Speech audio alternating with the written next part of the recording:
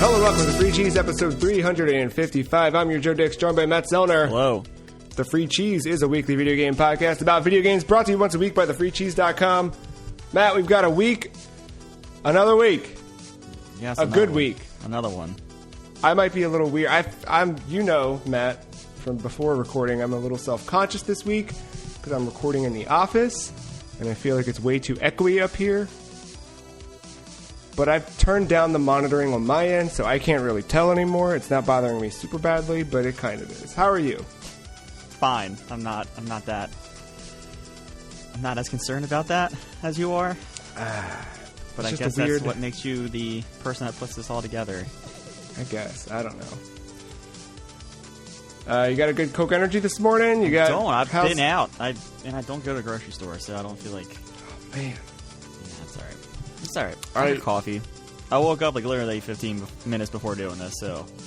Well, maybe it's been a little bit longer now, but like, yeah, I didn't even have a sip of coffee when I was putting together the setup this morning. Oh, shit. So now you're good? You're coffeeed up? You got it inside? It's working. I don't have the shakes yet. Once you get the shakes, that's when you know you're good. That's how coffee works, right? I think that's how it works, yeah. Well, Matt, it is a big week for video games. We heard the future of a former Naughty Dog property that we'll talk about later, but it seems like there's a current Naughty Dog property at play in your hands this week. That's correct. The Lords of Underground 2. That's the one. No, Friday, The Last of Us Part 2 is upon us, and despite me telling you all night Thursday I can't wait for midnight came and I got real tired, and I was like, I am not in the mood to play some depressing, fucking heavy thing. I'm not mentally prepared for that, so I just ended up playing it on Friday. But yeah, I'm a few hours in, and I'm just going to put out some where I am at in the most, like, non-spoilerish way I can put it, and then I'm just going to drop this story because The Last of Us Part 2 very much does a The Last of Us Part 1 thing where it leads off kind of with a bang, and I don't, like, that is that is a moment or some moments that I want someone who's playing it for the first time to experience organically. So I will say that I am in Seattle, past the open world part, which I will talk about here in a second, and underground. So a few hours Where in. Did the first one leave off? Which city was that final? They called the town Jackson, and I'm assuming that is where they were over the hill when The Last of Us ended. Okay. It was that town right there, but I don't remember exactly where that's at. Was that meant to be out west, or was that... I think it was out west, because I think that fire. Yeah, because you go through like Denver or something at some point in the game, okay, well, here's what I want to know. I have a couple questions about the game, but what are your general... I mean, obviously you're not going to get any spoilery stuff or anything like that. What's your general takeaway from it right now, 5 hours in? It is, like, the story and the characters and its presentation of all of it is, like, the A-plus part of this game. And I think you could argue that was the A-plus part of the first one as well. Like, following Ellie on this journey... With some of the new characters that have been introduced very early on, like Dina and some of the other Jackson residents, like you already just like you get the instant connection. You forget how fun it was to be around Ellie when she was 14, but now that she's a teenager, you're experiencing all the teenager things with her, and her growing into herself in these times. And even like at times when Dina is with you, like they're just talking about how they grew up in separate places, because Ellie grew up more in a quarantine zone. I think Dina grew up in like some not necessarily quarantine zone, but more like a farmland that was then like overtaken or something like that. And they both had their different paths where they got the Jackson, of course.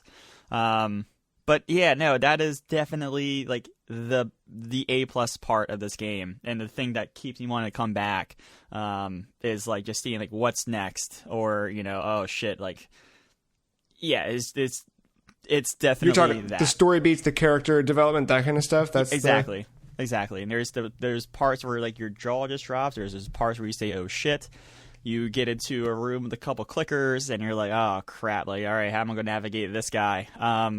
it's those moments that make this game the A+ game that it is. But then, like, leaving that, like I said, I don't want to talk too much about that, just because of how spoiler heavy you can just start.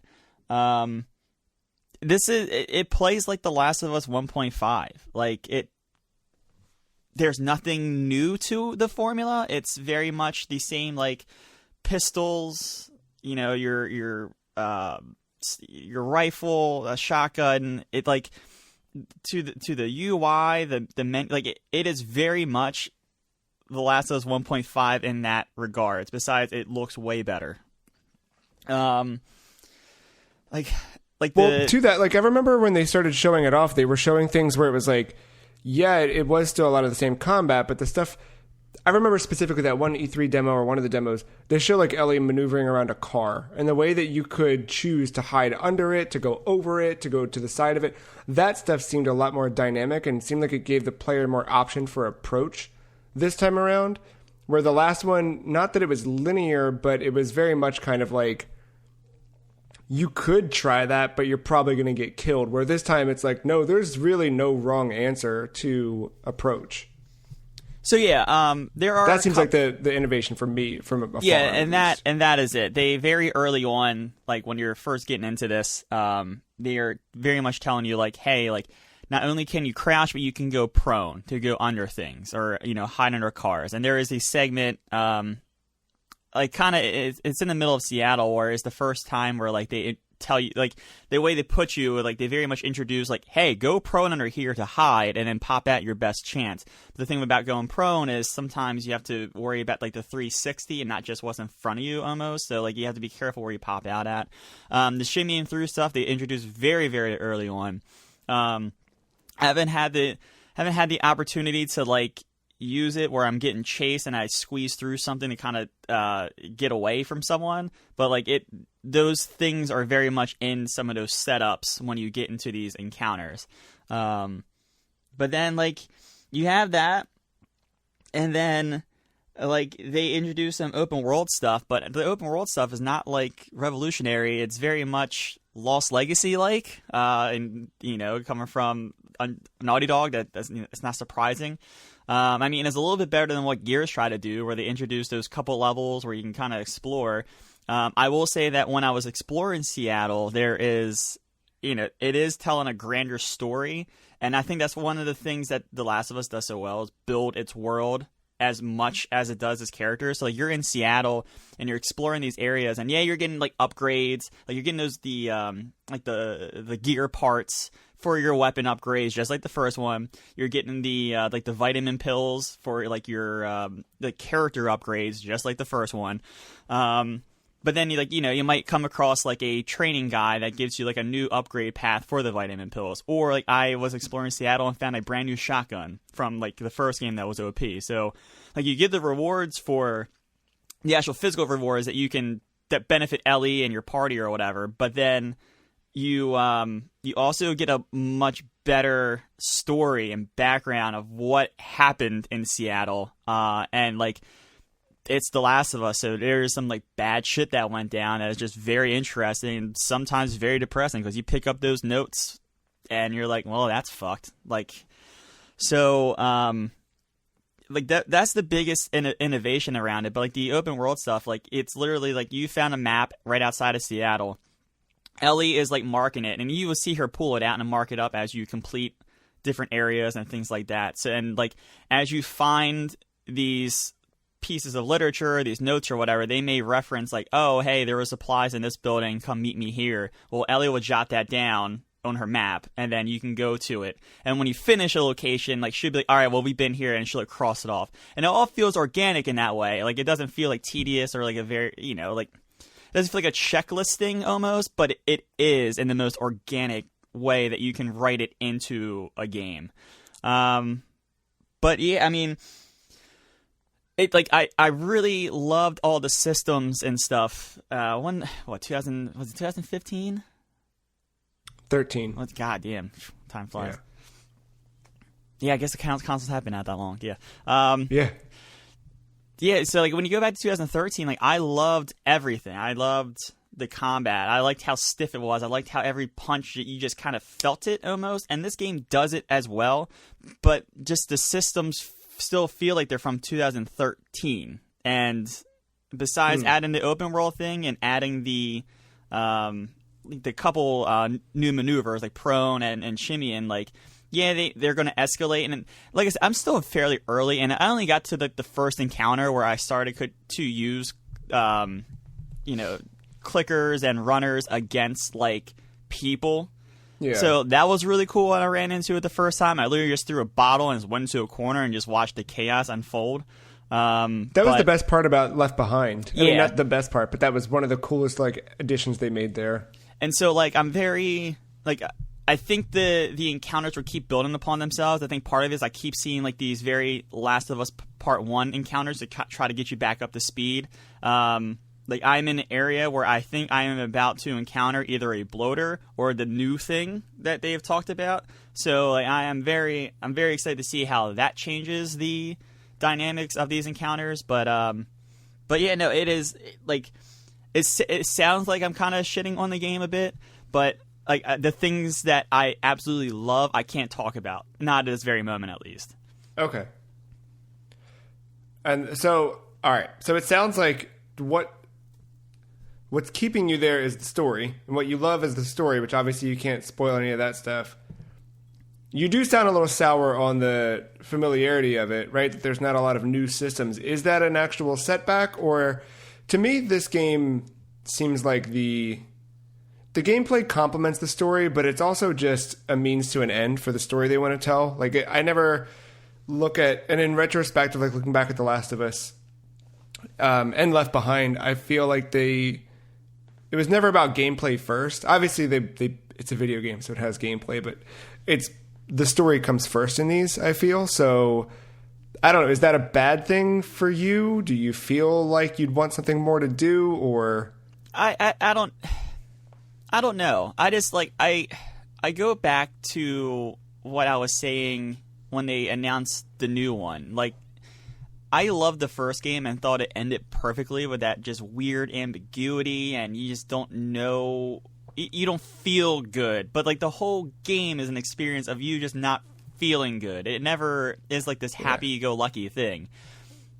I love that ending so much, and when they announced the sequel, I mean, yes, it's exciting. I do love that game, and it's always fun to see a new sequel, but at the same time, there was a part of me, and I was like, did we need a sequel?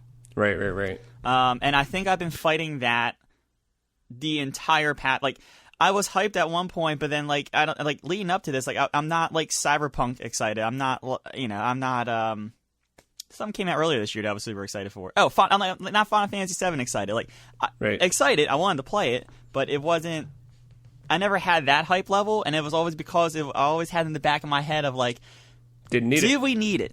Did we need it? And then the other thing is, there's not launching with multiplayer, which was one of the highlights, the best parts of the first game. So. This. Were you jumping into the multiplayer stuff simultaneously with playing single player the first time around? Actually, I played multiplayer first. I played a couple rounds of multiplayer first, and then it was just because how late I played it that night. I didn't want to like get into it.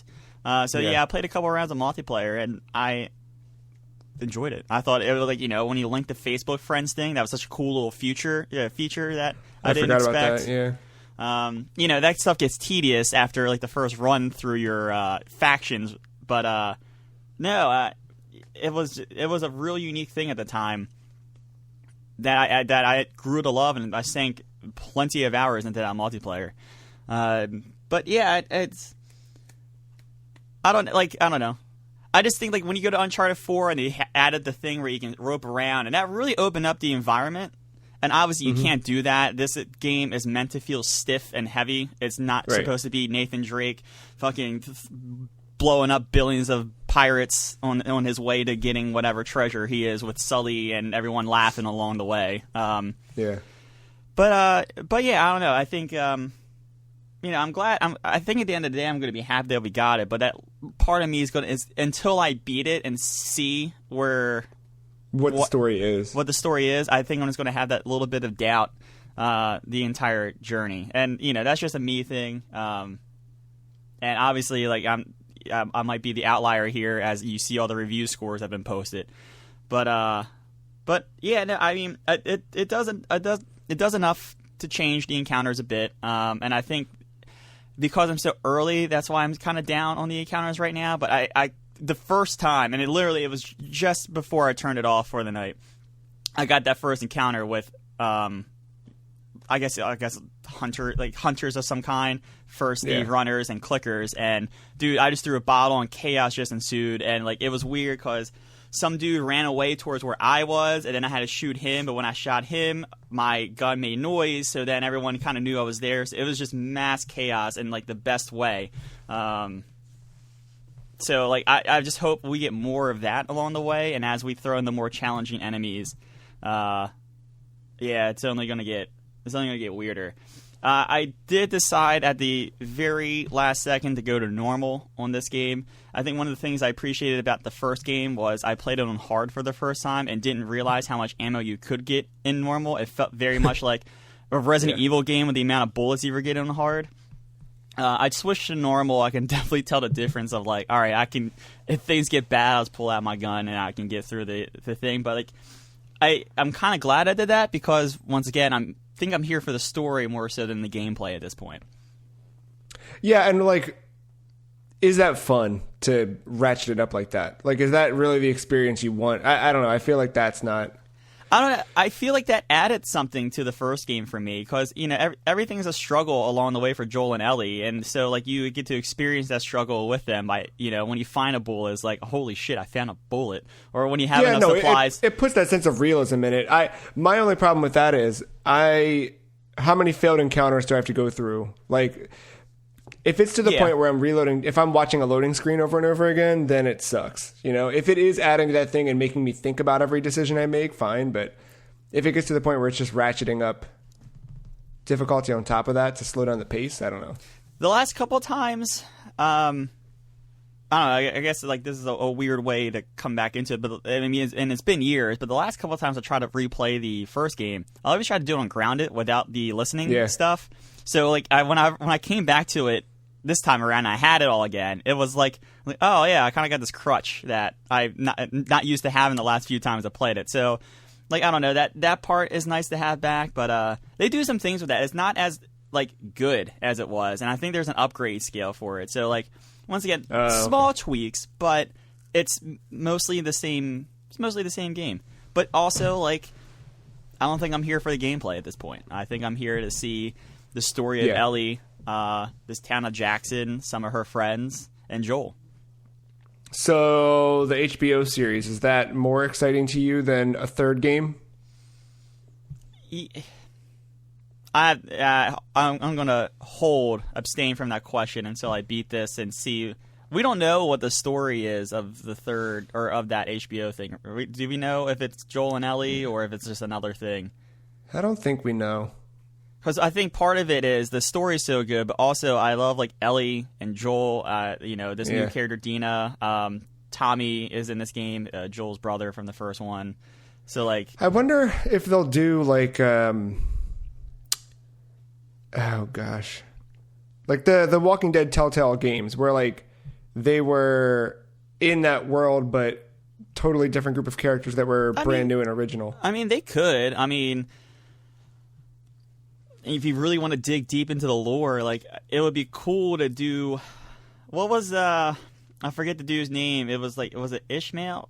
I don't know. There was some dude's story in the sewers. Yeah. When you're with the two brothers. Yeah. You could put them into the game. You mean the show? The show, yeah. So, like, I don't know, there's cool little stories, and, like, as I'm going through Seattle, like, you could definitely make a series around everything that happened in Seattle, like, as I'm reading, like, that's fucked up. That, you know? So, I that's my thoughts initially. I don't know, maybe it's just because the first few hours, and I'm pretty sure if you talked to me about Uncharted 4 when that first released, those first few hours were kind of slow as well, so... You know, and then it finally picked up to it was our number 2 that year. It was my personal number 1, just because of Doom's multiplayer. That was the only reason why. Yeah. So I don't know. Maybe that's the case. And I just got the first glimpse of like, all right, this shit's awesome when you start to play it. But yeah, that's where I'm at. Like I say, if you love the first game, I still highly recommend it. This is not me shitting on the game. It's just like, what else you got for me here? That's where I'm at. Yeah, I mean, you've reaffirmed my assumptions about this game, which I think is a bad thing. Because if you go back to the old podcasts when The Last of Us 1 came out, that was it for me. Like, that was... You could not make a better game than that. And the closer we got to this one, the more I just didn't care. I don't know why. I have no idea why. It just evaporated from me. And I was like, okay, well, maybe there's some gameplay stuff. But, like, hearing that, I'm like, I don't need this right now. I don't know. I'm curious about the story. And there's like part of my curiosity makes me want to just read the story. Yeah.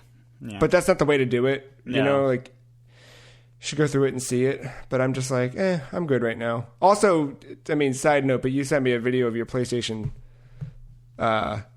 taking off. And I was like, It's been bad. It's been bad. But that first time I walked into a room with spores, and they were like, all right, mask on. I'm like, oh, that's right, that's a thing. And then I got in and I saw the sport. Looked beautiful. It looked really good. And I can't stress enough like how good this looks on a fucking, I think, pretty much base PS4. And I got it from Groupon, so I'm willing to bet that it was one of the first runs as well by the time I got it. Yeah. And you know, I'm running at 1080p, but it still looks great. Then you just hear, I feel like I'm at fucking BWI in my Southwest flight about to take off. I'm like, oh shit. Yeah, I don't know about that one. I don't know. I don't know. God of War was just as bad. I don't know. I can't. It's been so long since I played God of War. I forgot how bad it was. But yeah, man, that thing. Luckily, I got the Xbox on top of it, so it can fly away. But I don't know, man. Those fans are pushing it enough where they both might just take off, and who knows? Maybe you have to turn the Xbox on with the PS4, so the Xbox fans they'll kick on also and cool down the PS4. Well, maybe that would work because the fans on the Xbox are on top; they blow up. So maybe if I cut a hole on top of the PlayStation and a hole underneath the Xbox, it's just this huge thermal thing I got going on. Now you're talking. That's the PlayStation 5 thermal, I bet. That's why it looks the way it does. Well, speaking of thermals, you got nice and hot this week with that was a terrible segue, but your Ring Fit has arrived. Yes, it has. It came on Wednesday, just like Best Buy said it would. I thought for sure it was a moment there where I thought it was going to come back on Thursday because they shifted the shipping, but nope, it came Wednesday. Nice. Walk me through the first steps of your Ring Fit adventure. Yeah, I unboxed everything, and at first I was trying to put it all together. I was, the game's probably just going to tell me pretty much what to do because I didn't know like what leg. I was trying to look at the box, and I was like, I can't believe there's not like a little piece of literature that tells you. I'm like, no, this is 21st century. It's probably just in the game. Once you launch it, it'd be fine. So then, I launch it, tells you how to set it up. He does the little calibration thing, and I've used your ring before, so I knew like the amount of tension and like that is a decent ring. And Victoria, I mean, she's not like a gym rat, but she goes like once or twice a week at least, and has like a trainer or whatever.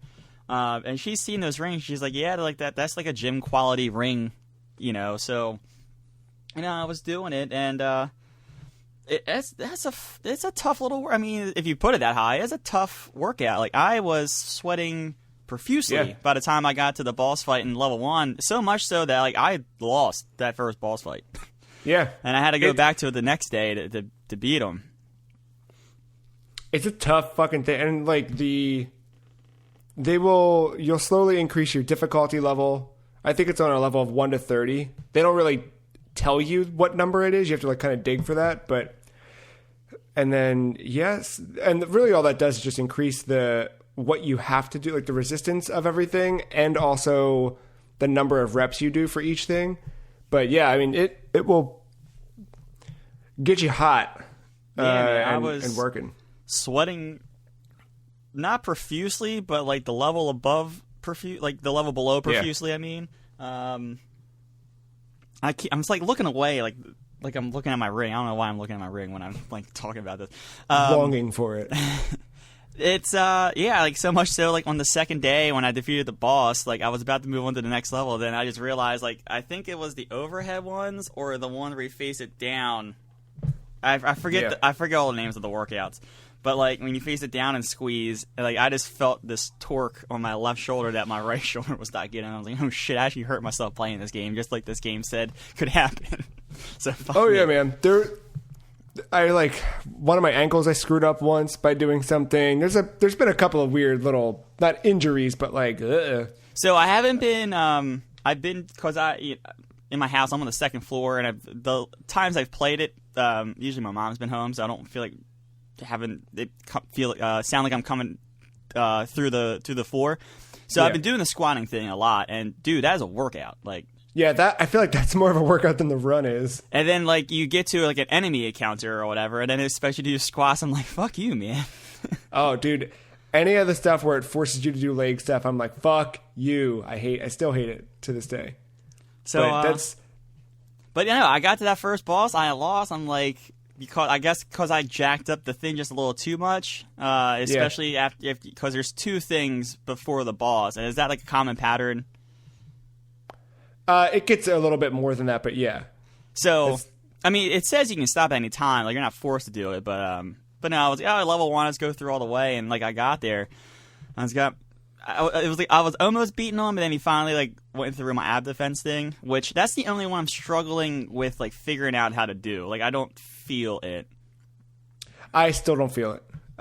It's a weird one where like I will kind of like stand up straight and push that, and then kind of like tighten my abs and push with it. But it always says like you should feel this in your arms or in your abs, not in your arms. And I'm like, well, I'm pushing, so fuck you. I don't know what you want me to do. That's like the only one. And I've even like looked up some like reset error threads to see like if someone figured it out. And I looked at a couple suggestions, but nothing's working for me on that. There are a few things in that game where what it tells you to do or what it describes you should be feeling, I don't. And there's been times where I'm like, oh, I was totally wrong. I was doing that wrong this whole time. And some of them I'm like, I don't know. That's one of them where I'm like, I don't feel it in my abs. It's fine, though. I'll just block and defend. My goal is to stay alive and not get... Because I think if you don't hold that right... Like, there's been a couple times where like the Joy-Cons desynced or I've slipped or whatever. And you just get one hit knocked out. So... you'll get to a point where smoothies become a thing, and if you have a certain type of smoothie, if you get knocked out, it'll auto recover for you, so you don't have to, restart from scratch. But yeah, it's a good shit. Yeah, I've been so impressed with that. When that boss beat me, I was like, "Fuck, this is like Dark Souls are working out."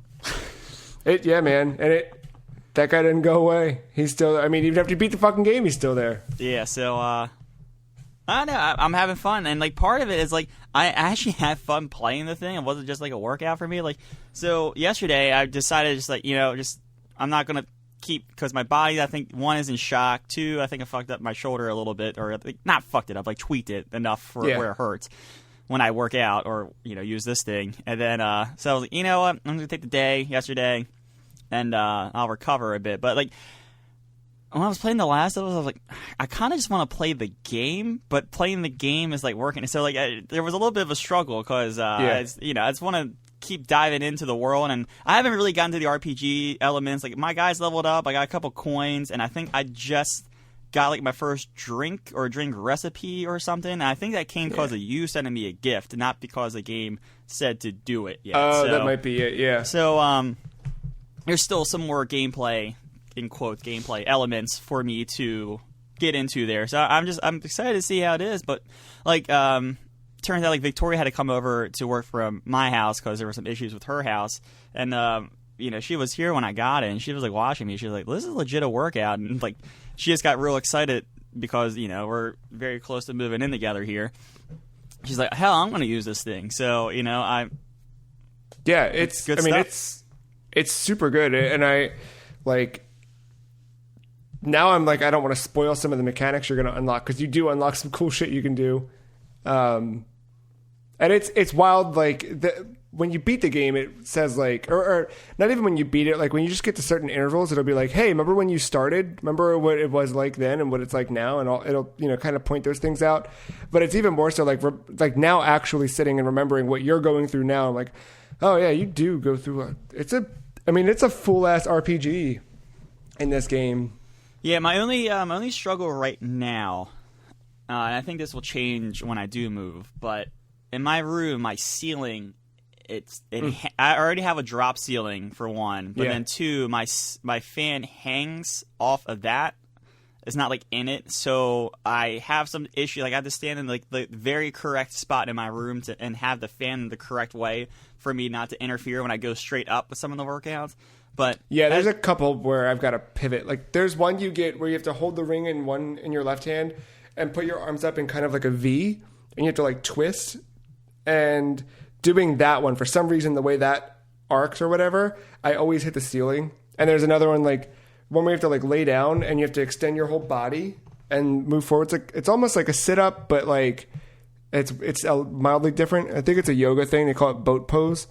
And that one, I need to actually like, I can't face the TV to do it the way that my basement's set up. Otherwise, but I think that's the advantage of this, like not being VR or like using like an eye or something, right? It's using the Joy-Cons, and the Joy-Cons are really good about like it will not start until it senses you're set, and I did appreciate that a couple times. So, and that's the cool thing in the bottom left corner. It keeps the track of how much time, but it only tracks it as you're actively working out. So it always like reminds you to take a break or stop for the day after 10 minutes of active time, which for me varies depending on the world that I'm jumping through. But did you do a gaming workout on your watch?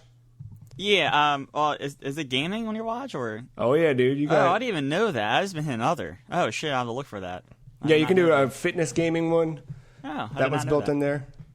I will say I am very impressed. I think you said this months ago too, but I am very impressed that IR sensor could do your heart rate, and it's like accurate.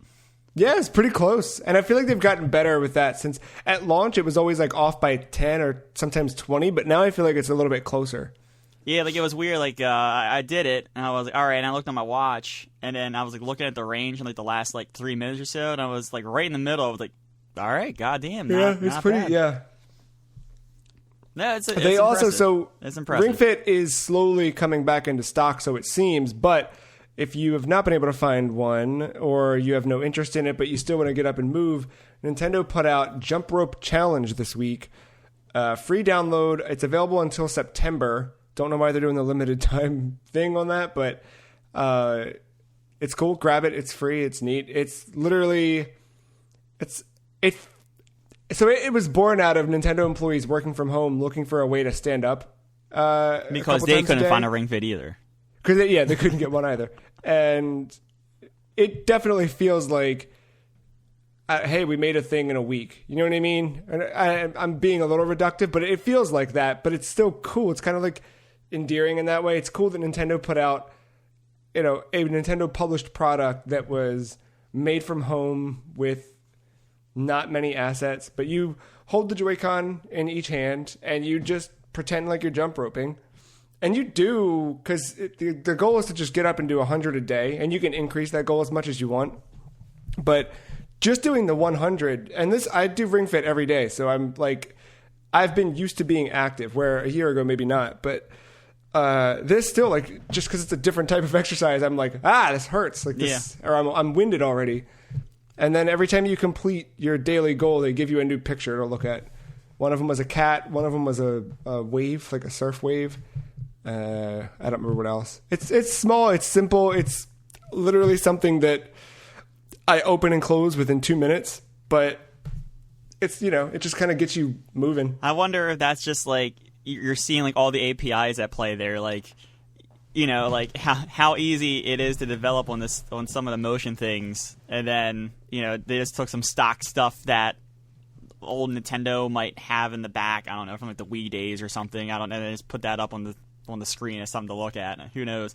The little, it's like a little rabbit, because Nintendo has this weird fascination with rabbits, and it's a little bunny that like kind of hangs out in a hoodie where you can change the clothes as you play. Sure. Sure. But yeah, I mean, it's totally stock photo stuff that they have. Just pops up. It's cool. It's a weird little app. Those types of things are always fun to look at. And just like, you know, what does Nintendo have in the in the non-paid for folder that you know of their assets? It's very few things, but I feel like every free thing they put out has had a rabbit in it in some way. Yeah. Do you think September? So a couple things with that September thing. One, do you think that's when they will feel comfortable about their Ring Fit stock, or maybe the demand of it?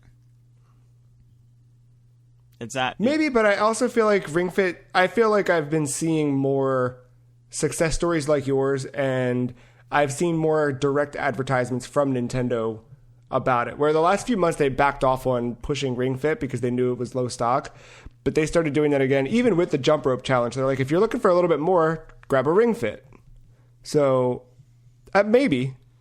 I will say, I think I checked Best Buy at some point last week, just curious to see if it was, I think before I got it, and I actually caught it in stock at one point. So, once again, though, like I think if you check now, I think I just happened to look at the right moment maybe, but, just the fact that I randomly looked and it was back in stock again, so... That was just Best Buy. I don't know about like Amazon or anything like that. Yeah, I think it's slowly getting there, which is cool. I wonder how many people... Like, I'm glad that you're enjoying it and sticking with it. I wonder how many people that rushed out to get one during all this or whatever will actually use it or not now that things are opening back up. I don't know. I don't know how that'll... I'm not the person that goes to the gym, so I will be using this. Yeah, no, I bought a gym membership in high school... Paid for it for a year and went literally one time. And, not for me. But this, I mean, there's been times playing this where I'm like, I should go run outside. And then I'm like, what? Fuck, no, I'm good, thanks. I'm not going to do that. Well, I'm happy you got that. You got up and moving. I made my way back to Tokyo this week a little bit. I can't go there in real life, as everything's still shut down. But in Tokyo Mirage Sessions Sharp FE Encore for the Nintendo Switch, that has become kind of I feel like Tokyo Mirage has been the only constant for me, because I've been bouncing all over the place with like, try this here, try this there, and I have that kind of, that bad thing where like you don't have one thing to play. Like we'll talk about Destiny in a bit, but like, Destiny and Phantasy Star, I'm kind of, but Tokyo Mirage has been like the one, like I'm playing this game. And I'm still like on the same dungeon. I've like made it through a big boss fight in the second big dungeon in the game. And then as soon as I did that, it opened up like a whole other area of that dungeon that I have to now navigate through. And it's kind of weird. As you know, this game's all about fashion and singing and performance and that stuff. So the big enemy I'm chasing after now is this photographer who was taking pictures of models, and then those models are disappearing. So he has some sort of weird ghost camera, what makes people vanish. And the first dungeon boss was the big camera. I had to fight like a ghost camera. And then after I fought that, I saved all the models that were trapped in there or whatever, and now I'm chasing after the photographer, I guess.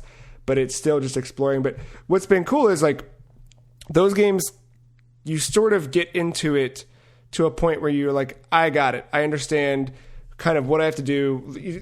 You have basic physical attacks, and then you have magic attacks for, they call it something else, but you have those types of things where you're using fire, ice, electric, whatever.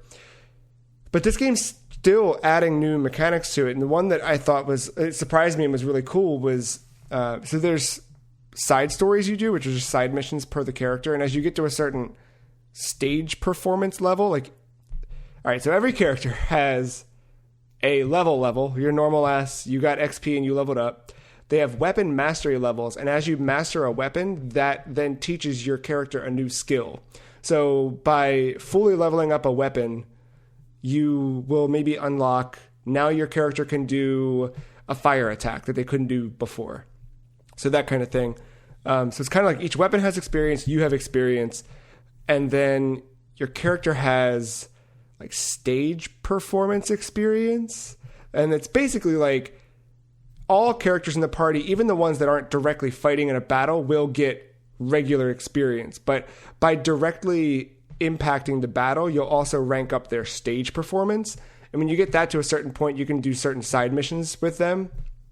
So I did that for a few of them, and I unlocked a new like special move for them that I thought was just going to be another one of the like whatever attacks that you can kind of command in battle. But it's actually like a random chance attack that they do called an ad-lib performance, where they break out into an original song that you only hear during that ad-lib performance, and they do an attack that ends up damaging all enemies on the battlefield. So it's cool, and it saved me in a pinch where, like, because it's an RPG and you have to be kind of calculating like who you're going to attack and when, and especially with this where they have that Mega 10 like application of damage where if I strike someone's weakness, then any of my other supporting characters who have something else that can kind of tie in with that attack, they do that follow-up attack. You know what I mean? That succession attack. So you're thinking constantly, and it's not like I'm ever like just rolling the dice and saying, well, I hope this works. Like I'm kind of confident in each move, but there's some where I'm like, I make the move because it's the best move I can make, but I know that that guy's probably going to get KO'd and I'm going to have to revive him or whatever. And a few times I've had a situation like that where the ad-lib performance comes in, I kick back, I get to hear a sweet song, and then boom, the whole enemy team's just wiped out because it's a big mega attack. It's fun though. Like the story's somewhat intriguing, but it's really like I think that puzzle solving mechanic of each combat situation has been really fun. The dungeon crawling is, I think, smart enough. I think it's done a good job at introducing a new element to each dungeon as you start to get tired of it. Like the first dungeon you went through was in like a mall building. So there's a giant dress and you walk through the sleeves and there's like a sleeve walking mechanic. It's like stupid. It sounds stupid, I know, but there's like stuff like that at least keeps it interesting where it's puzzle solving. Like that one was multiple floors, so you had to interact with a button to make the sleeves change where they were pointing to so that you could go to either floor 2 or floor 3 in a different way and navigate different parts of the dungeon. It's silly, but it's still like it's a piece that like makes you think differently about the dungeons. The one I'm in now, because it's all camera themed for the photographer, there's these mini ghost cameras that don't actually attack you, but if you walk in front of them, they hard transport you back to the beginning of the dungeon. So you have to watch and make sure you're walking around the backs of the cameras and things like that, and that ends up leading to maybe you find a new treasure because you walked around the back and, oh, there's a staircase I didn't realize, or maybe there's an enemy encounter you don't realize either. So it's been the one constant in my gaming life, and I'm impressed with that game. It's a shame that didn't get more attention. Even on Switch, I don't feel like it got... Obviously, Wii U, it was already a niche game in a niche market, but now, even on Switch, I don't know that it's getting poked at the way maybe it should. Nah, fine. I think, like you said, I think it's just one of those niche market things in a niche area, like... Yeah, but like Persona 4 Shadow dropped on PC last week, and it's like the number 3 game on Steam. Well, I think you can thank Vita for that. The Vita has given life to... I feel like this... I've not played all the way through Persona 4, so I'm not going to say this is better or worse, but it seems on par with Persona 4. Like all of the like social aspects of this, like the side mission stuff is very much like leveling up the social ranks in Persona 4. There's all of that stuff, plus hella J-pop. So what's not to love in that regard? I will say, this game it never was for me. Like I can appreciate it from afar though, but like I will say you trigger some PTSD when you talk about performances and music and all this stuff with Final Fantasy X too. So like that's like it's just lingering in the back of my head. Like, oh shit, that game was real bad. This one's real good so far. So I haven't played 10-2, but I think it's better. I don't know. I mean, it seems, when you talk about it, it seems better. It's been fun. I mean, this one doesn't have the costume changes that I think 10-2 did, or the wardrobe swaps, but It does have wardrobe. You're just kind of nothing's physically changing. No, I'm glad you're still hanging with that. How far do you think you are? Like, my game clock is like 10 hours, so it's not far off. It seems like whenever you talk about this, you're like 20 hours in. But all right, whatever. Yeah, no, I think hours. In the game. I'm chapter 2, but this has been a game where like I've been playing it, but like I will pick up my Switch and take it to bed and then play 30 minutes before bed and then wake up in the morning and play it before, like I'll walk down, get coffee and then come back up and play it over coffee before I start work for the day. Yeah, all right. It's that kind of thing. But it's usually like when I sit down and I know I'm going to like spend some time with something, it's not been this game, weirdly enough. I don't know, maybe today's the day I just get lost in it for a while. No, I can't. I got shit to do. But yeah, I'm happy for what that game is. And I'm curious to see how it changes or doesn't or whatever. Also, I was looking up something the other day, and I saw Barry Goodman's a real dude. Oh? But it's spelled differently. Oh. I looked into it a little bit, but not far enough to come here with a class report on it. But, yeah, I'm not sure. Why don't we... Let me see here, Matt. Do you want to take a break, or do you want to roll into... We could take a hot 5 just to refill my coffee because I don't have the shakes yet. All right, we'll do a hot 5 and we'll come back with the rest of what we've been playing and the news for the week. Sounds great.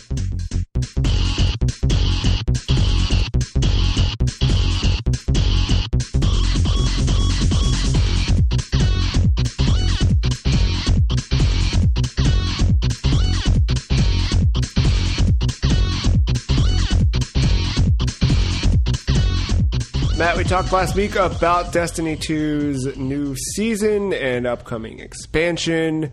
And now, for some reason, we're both playing Destiny 2 again. All right.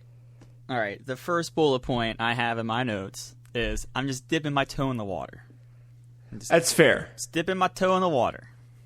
The thing that I realized, and I think I said this to you the other night when we were playing, is that Destiny 2 and Phantasy Star Online 2 are two games I've been playing.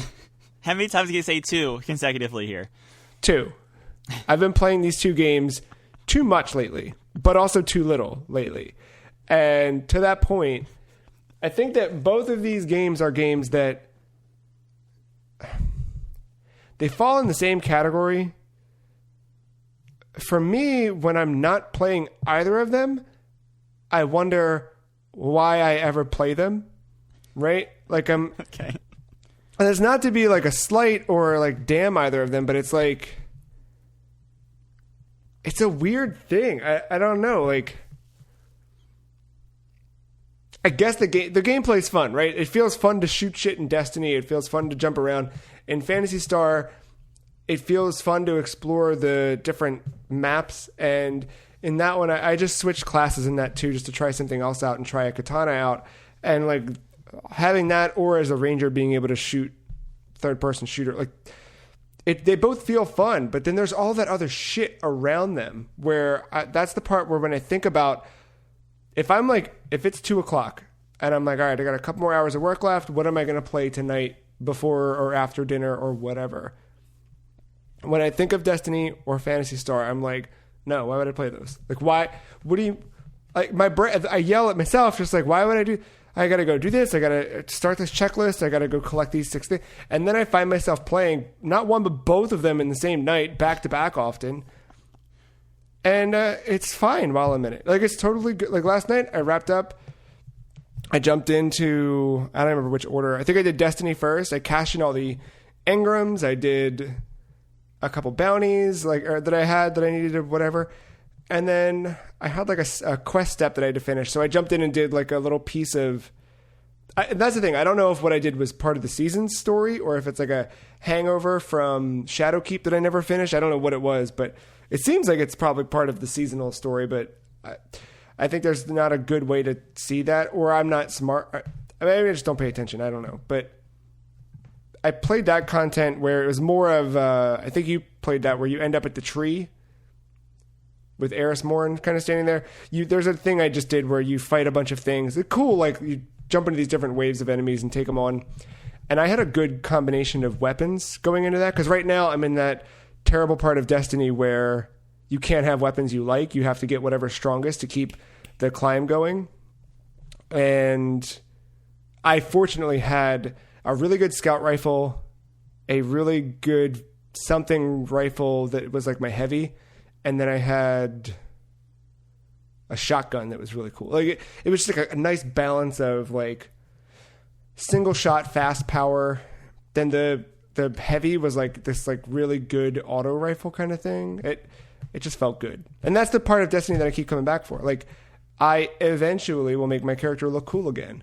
And it feels good to play, and I'm kind of curious about all those weird darkness story stuff, but yeah, I started with dipping my toe in the water, and we started that one night, and it threw me into something very random. I had no idea what was going on. I was just shooting shit.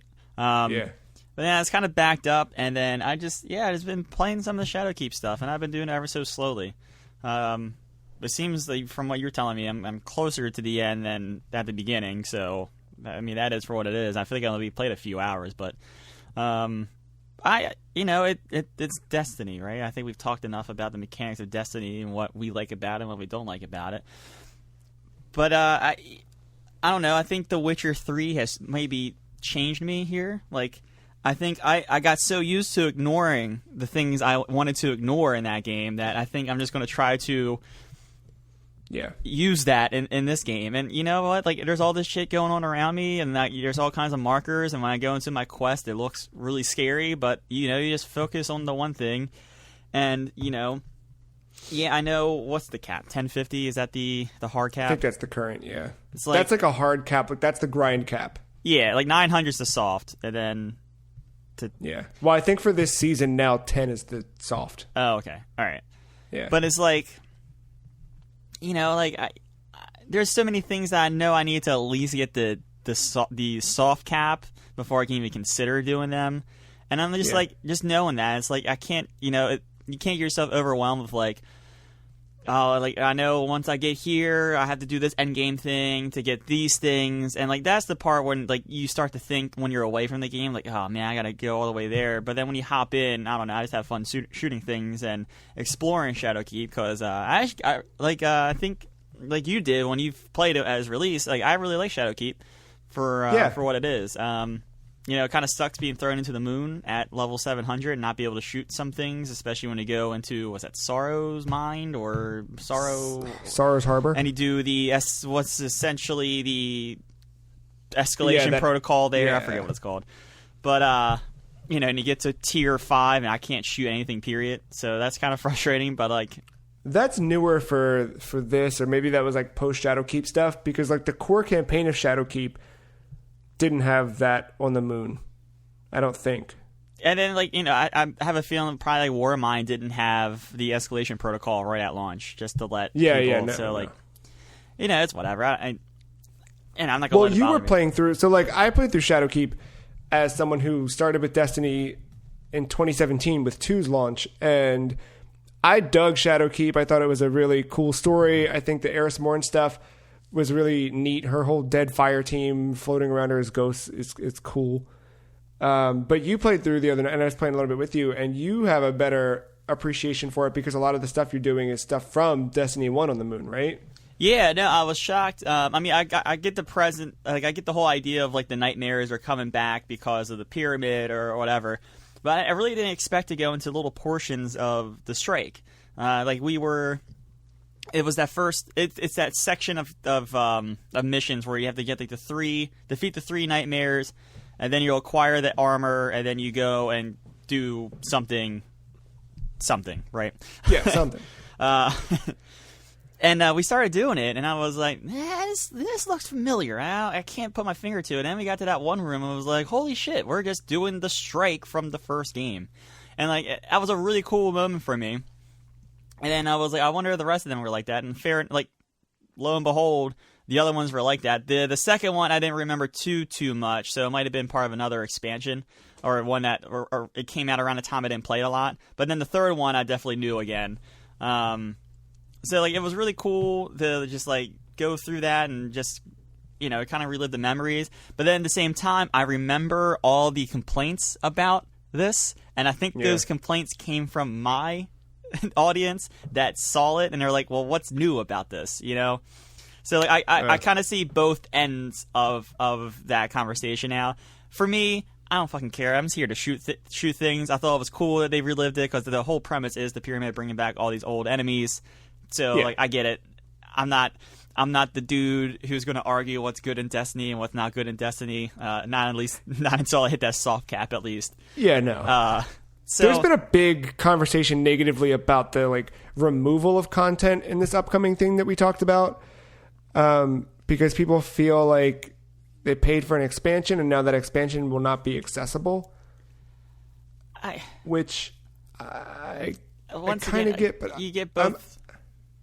I can understand that, right? But how frequently are you going back and playing through that campaign? Like, you played through that story. Are you re-rolling characters every week and just playing through the Warmind campaign? Yeah, I mean, like, if you paid for it, it was because you wanted to get it day one and play through it, right? Like, I don't see you, like, isn't it all part of, like, the free-to-play stuff at this point if you start new? I think everything up to Forsaken is free at that point, right? So, like, it is, yeah. It's the same thing as someone complaining, well, I paid $60 for that game at launch, but then, 3 years later, it's on PlayStation Plus as the free game. What the fuck? Right, it's that argument, I feel like, in my opinion. There's always more of a cost when you want to be an early adopter or something. And it's just part of it. Yeah, and I feel like the game is getting better because of it. Like, one, I don't think anyone's playing that. They have the numbers to show that no one's playing that content. And two, I don't know, the game's going to grow and change. They're going to bring back old stuff and make it better again or new again. So that's, I don't know, that complaint to me. But also, like, I think a lot of people don't look at it from the macro level, right? Like, we know that last year Shadowkeep was the way it was. Yes, because the story they wanted to tell, but the story they wanted to tell was backed by the fact that Bungie got its independence from Activision and did not have to worry about adhering to whatever schedule. But with that came its own self-publishing troubles that meant, okay, we don't have the money, we don't have the time to make the thing we were going to make, so let's pivot and do what we can. Well, we already have these assets, we already have this stuff, it's that kind of thing. But I think that's cool in a way. Like, it feels like a fucking indie game, A big indie game, but it feels like that kind of indie spirit at heart. Yeah, and I think even more on a meta level, right? You said a bit of self-publishing, but the other part of it was, like, not make this game 120 gigabytes, which is only half the size of Modern Warfare at this point. But yeah, just half. And that part I understand too. And it's especially like the difference between this game and Modern Warfare is we're gonna have a new Call of Duty, probably. I'm just gonna assume and bet a lot of money on it if I could. At the end of the year, we're gonna have a new fucking Call of Duty, right? And that's just gonna be, it's gonna be a whole new package that probably be around the same gigabytes, but it's gonna be brand new because it's a new thing. Destiny 2 is going on for at least 2 years now at this point, right? So like you have to figure out a way to manage all those assets, and that's part of the reason I think why Shadowkeep was the way it was try to keep that install size down as they were trying to get their footing with being, self-publisher now. So I don't know. It's one of those things where you can argue either way, and I can hear and I can align with both of them and be like, yeah, you got a point.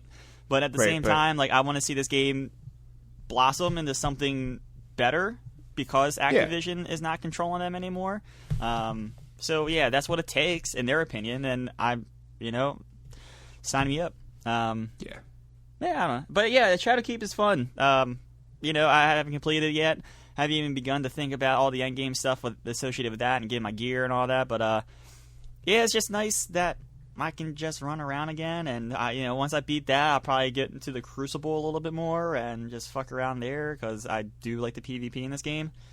And, I did a little bit of that last night, just 2 matches maybe, something like that, and wasn't doing so hot, but I'm doing okay, which is, it always feels good when I can do okay, The best part about the about PvP has always been the I can just continue to use the weapons that are like 700 or whatever and be fine because everything's balanced. So I went right back to the Ace of Spades or I think something else maybe, and I was like, oh yeah, I remember why I used this weapon a lot, and we were good. So I think that's then we had the AFK Forge this week. Yeah, that was fun. So listeners who haven't paid attention, there was, at the beginning of the week, there was a way where basically, it kind of feels like so long ago this happened.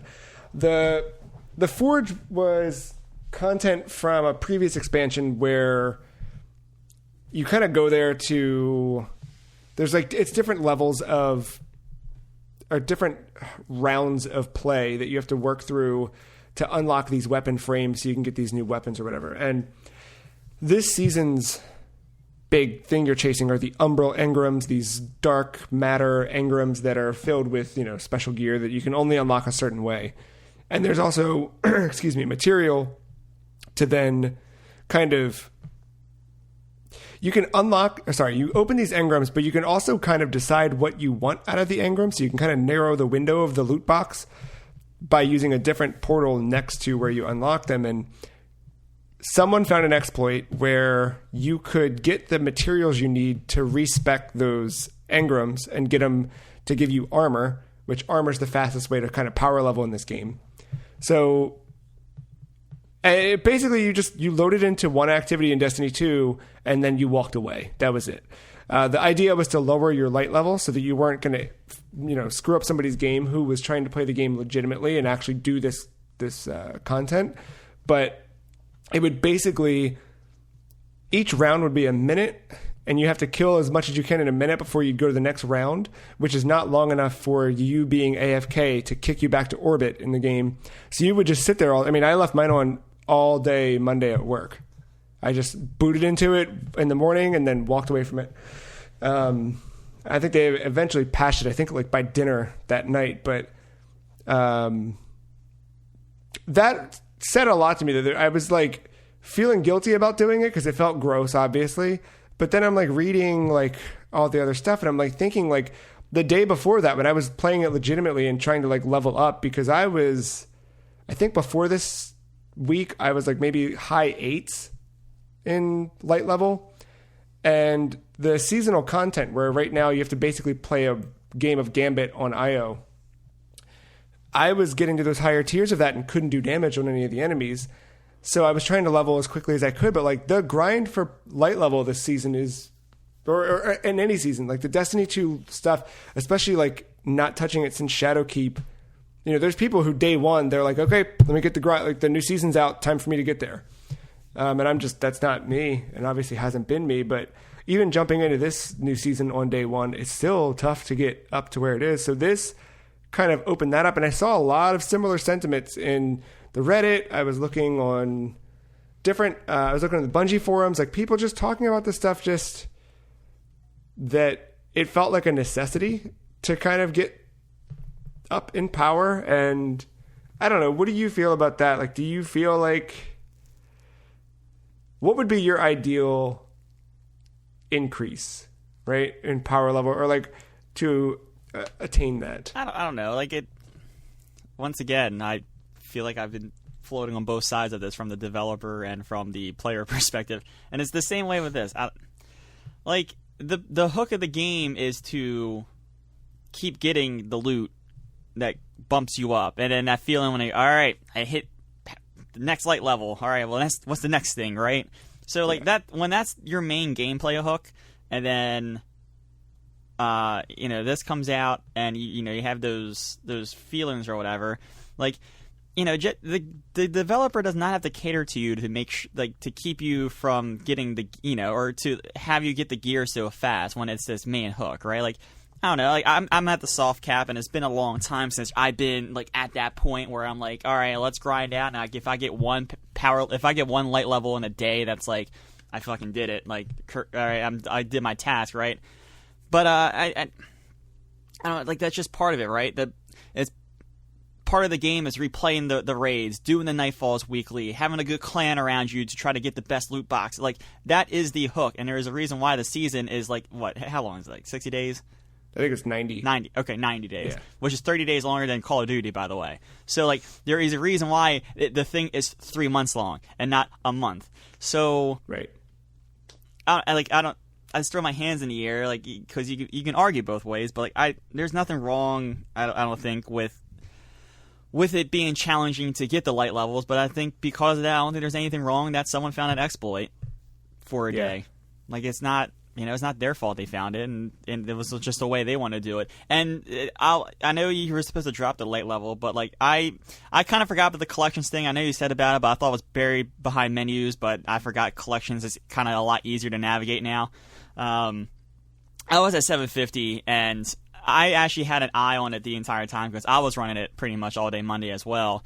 But just because of, I have my other consoles in the same room as my computer, I was watching it, and very few times I felt like an asshole because there was always someone else at the 750 level doing the same thing. So at least one other person. Sometimes you would see like a party of two join and they were actually doing it, and I kind of felt bad then, but it was it was not often enough for me to be like, nah. Yeah, when I first did it, the first one I did, there was a guy standing in front of me who was just jumping up and down, and I was like, oh, crap. And then I watched, and as soon as it started, he stopped, and then we finished the thing, and then, I didn't look at it at all, but, I was running it all day, so I don't think anybody was affected, but yeah. Yeah, especially if you dropped, I think you're fine. But I think I was 626, I think, something like that, but yeah. So, it is what it is. Yeah, I'm going to keep playing Destiny. It's crazy that that's still a thing, but I don't know. That game, I think that's what an MMO is at the end of the day. It's something you come back to every now and then, and because they keep adding content to it, you can just kind of keep playing it. And the way its quest system is, it's easy to come back to almost. Overwhelming, yes, but easy to get back into once you get your legs. Yeah, I agree. Well, something that's always easy to get back into is a kart racer, and I took the dive this week into Sonic and Sega All-Stars Racing. All right, so I have one question before you even start. Yes. Why did you have to log into it like 9 times in a row one night? Oh, okay, all right. So, it all started because I almost bought a Dreamcast. But we had the annual vet visit this week, so it was rabies shot, all that crap. So it was like, maybe I shouldn't be impulse buying Dreamcast right now. To be fair, I was ready to impulse buy a Dreamcast like week 2 of quarantine, and I was like, I should wait until we're done. And now there's a local video game shop who is doing curbside. They were doing like ship to home, but I was like, I'm not going to put anybody through that, and I probably shouldn't spend money now anyway. But now I looked, and they have one complete in box for like $80, and I was like, shit. And I was like, maybe I don't spend $80, but I had that Sega itch. You know what I mean? You ever get that Sega itch? Hardly. Yeah. Well, so I don't know what I had Sega itch. I'm talking to Mark about it, and he was like, "Did you ever play Sonic and Sega All Stars Racing?" And you know that Sonic and All Stars Racing Transformed is the best kart game ever made. God. I said, no. We really need to come up with like better names for these sequels and things like that. Just put a 2 on it. Yeah, it's a rough one. But I get it. Kind of. So, but I had never really played the original one. I remembered that it was a thing, but I had never really played it. And he was like, I don't know. He's like, I think you should check it out. It's in ways better than the sequel. And I was like, all right. So I booted up. And then, so I had my mic plugged into the computer. And when I boot the game up, the computer for some reason thought that my output and my input were the microphone. So the game boots up, and it's playing through the opening cinematic. And I'm like, oh shit, I can't hear anything. I bet you it thinks the mic is the output, because that happens sometimes. Let me unplug it. I unplug the mic, the cutscene freezes, and the game crashes. I'm like, okay, sick. That's weird. And I remember Mark told me he had some trouble with the Steam version of this game being weird. And I was like, all right, Mark gave me the heads up for this. Let me try it again. So I booted again. Now I can't get past the Sumo Digital logo. It would fade to the Sumo Digital logo's guy's red eyes. It would lock on the red eyes, desktop. I'm like, all right. So this is actually more than 9 times. There's no way it was just 9 times that you saw me. It was a lot. And it paired with, you almost got Wrath of Matt. I stopped myself, thank God, because it was happening at the same time. I was playing Rocket League, and I could not win a game to save my life. So it was like 9 times like in a row I lost the game in Rocket League just because like I'm back into playing that and I'm not as good as I was and my rank thinks I'm as good. So like it has been a rough comeback to that game. And there's just a night where I'm like, all right, it's like 10 o'clock. I'm going to go to bed after I win one. Well, like at midnight, I'm still like not in bed yet because I'm just losing. And or whatever time you were doing this, I just kept seeing it pop up. I'm like, dude, this is getting so fucking annoying. Joe, just fix the game or don't play. Like, I'm seriously getting mad at you just because I keep seeing this little thing and I keep losing and it's all just culminating at the same time. I love this world you live in that I have no idea exists. Because I had no idea you even saw that. I was getting so hot. And I don't like it's not even your fault. It's like the tiniest little thing. It's not even like disrupting me, but it's like my eyes are going there. I know it's and one like trying thing. to put blame on me losing on something, and I'm like, God damn it, this thing keeps distracting me when it's really not. It's just the smallest little like pixel in the corner. No, I know you're in the heat of the moment. And I'm just like fuming, and I'm like, I was so close to texting like, dude, just fucking figure it out or don't play it. No, I'd boot it. It would do the Cryware logo and the Sumo Digital logo and crash. And I'm like, okay, cool. So then I'm like reading through forum posts and discussions on Steam.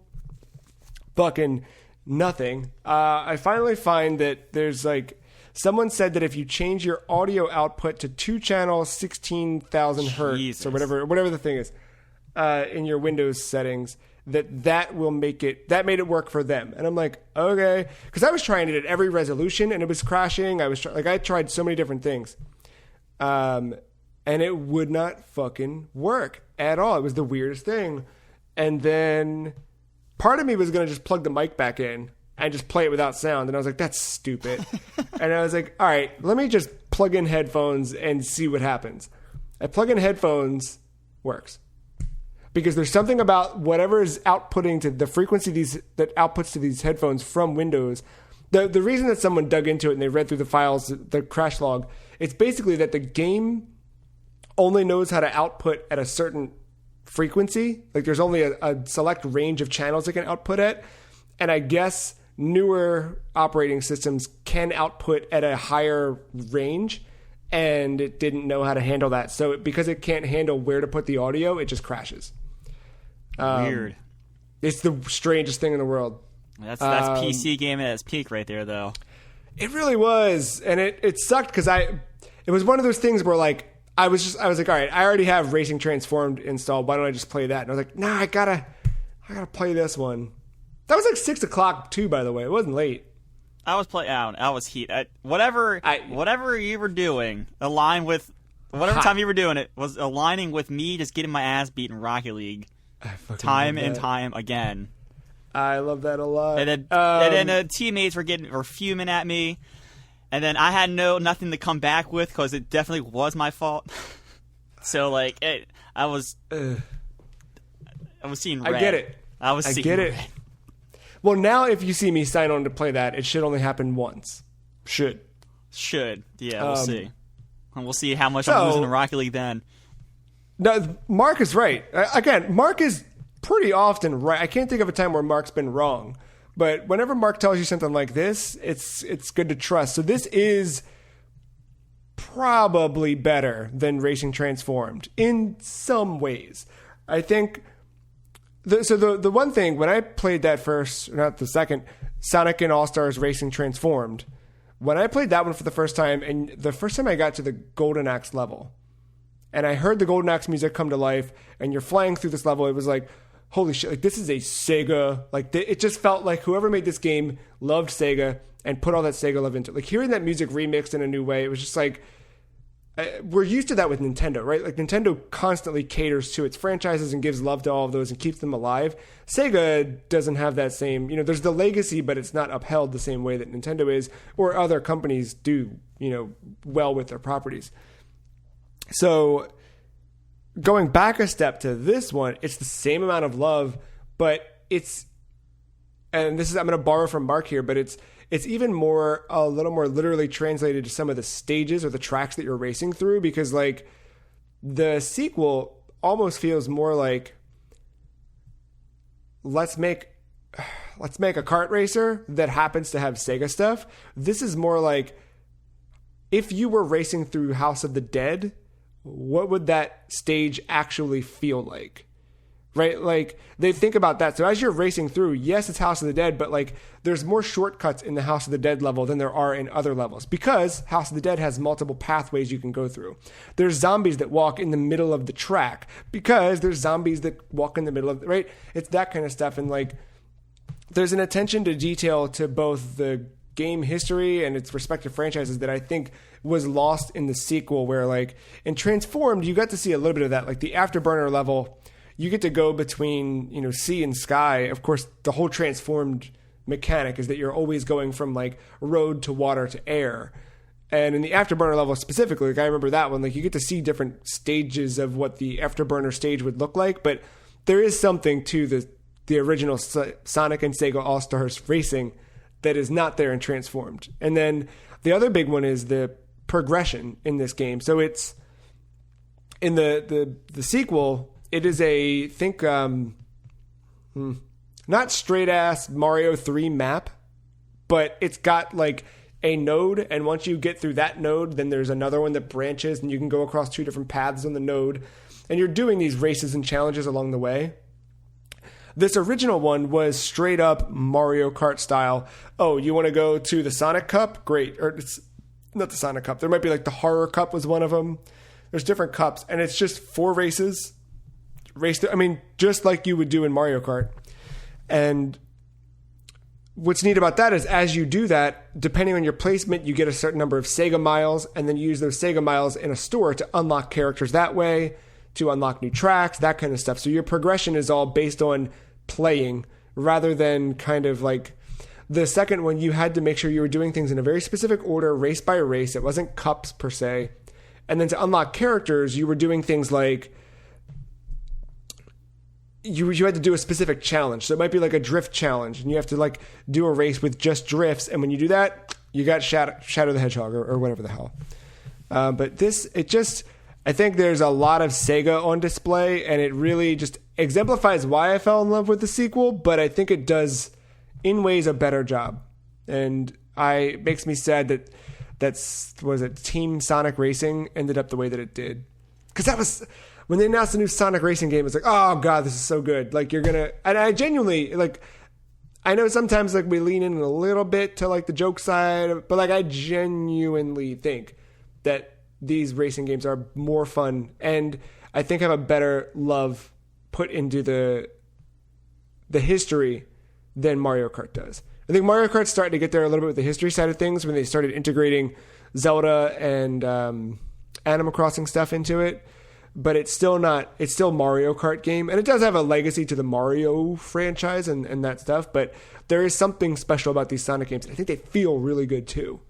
Even though, this game is 11 years old at this point, and it still feels better than most kart racers ever will. I can see that. I think like a good kart racer ages well, right? Like, I don't know. Like, yeah. I feel like I can go back to Double Dash, and it's like as good as the day I played it for the first time or whatever.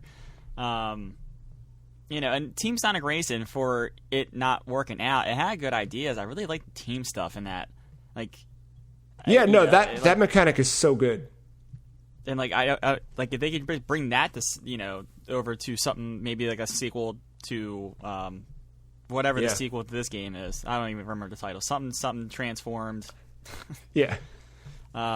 So yeah, like I don't know. It's always fun to revisit that. So, like I just said, kart racer can age however well if it played well when it came out. So I'm glad I had fun with that. The levels sound fun. Like the House of Dead thing, like makes perfect. Like before you even said because of House of Dead rooting, like just like it made sense, right?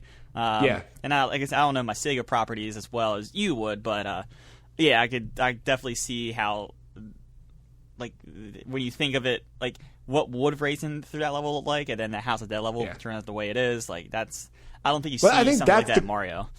That's the cool thing about these games is that like my Sega knowledge wasn't where it is now when I first played that first one, but because of playing that, well, the second one technically, but when I first played that back in 2012, I would play through a stage and be like certain games that like I just never played in the arcade, or certain games that maybe hit Saturn or something like that I had no idea existed, or even Dreamcast. There's a lot of Dreamcast stuff I never knew about at that time. So playing that game, I was like, oh, what is this? And I, fought on the rabbit hole of looking up that game and then playing it in a collection or something like that.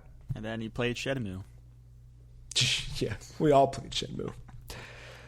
Well, that, I think, scratches the Sega itch for the week, right? No other... Actually, not just the Sega itch, but the Sega driving itch. Uh-oh. Man, oh man, did I fell into some weird rabbit hole bullshit this week. So, a dude that I usually watch for hockey videos was streaming him playing a game I haven't really seen him play before called Motorsport... Oh, shit, I forgot the name of it. I had to write the whole thing down. Motorsport Manager? I think that's it. Oh, shit, I came unprepared. I'm blanking. Yeah, it's Motorsport Manager.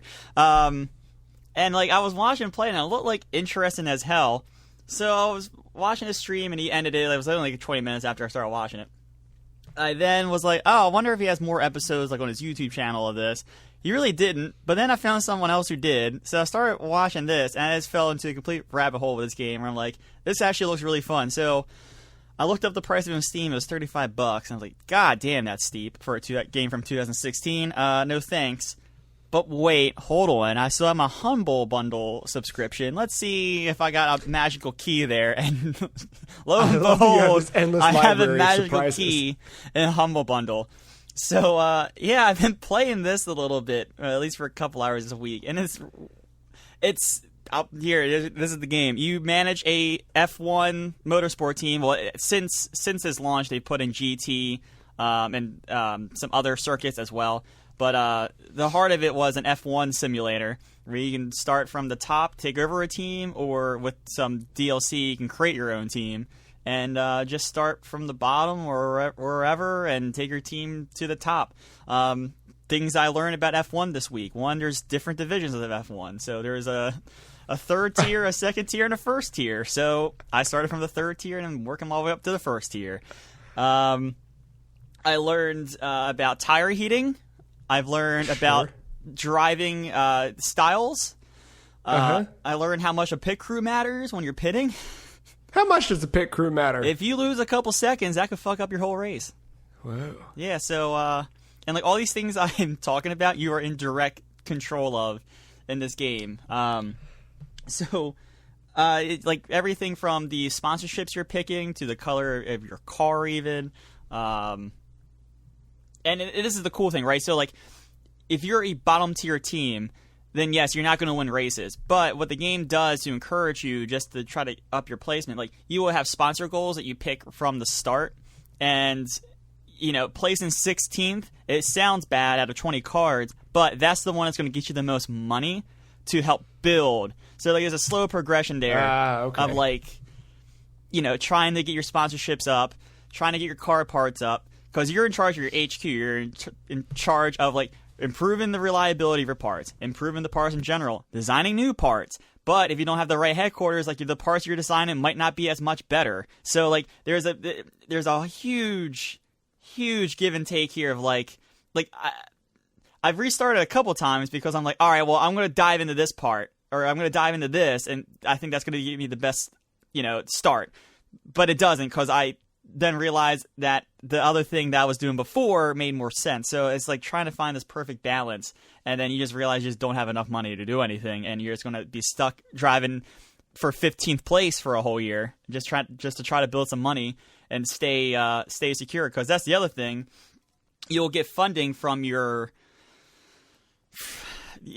when you build a team, it's from a bank. So whoever the bank person is has you as a job security thing. So when you set an expectation, if you're not you get funding based off your expectation. So if you're aiming for higher, you'll get more money, but you have to hit getting higher, because if not, you'll end up getting fired, and that's essentially losing the game.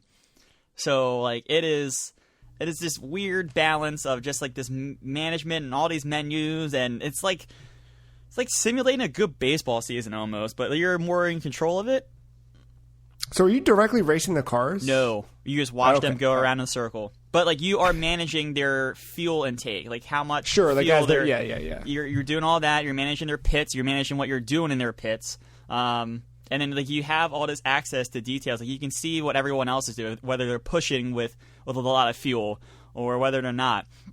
You can see like lap times. You can see like what their fastest lap was, what the last lap was, what the gap between you and the next car is, the gap between you and first place. Like, there's all these little just details you can take into it. And I don't know, I'm just having it's a stupid fun time almost. I like. It is. Look, so I looked it up on Steam. One, it's pretty as hell looking. Two, it's recommended to me because the user reviews are very positive.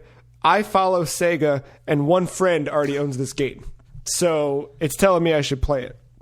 Yeah, it's interesting, and like it has me thinking like, oh, what does an F1 game look like nowadays by Codemasters?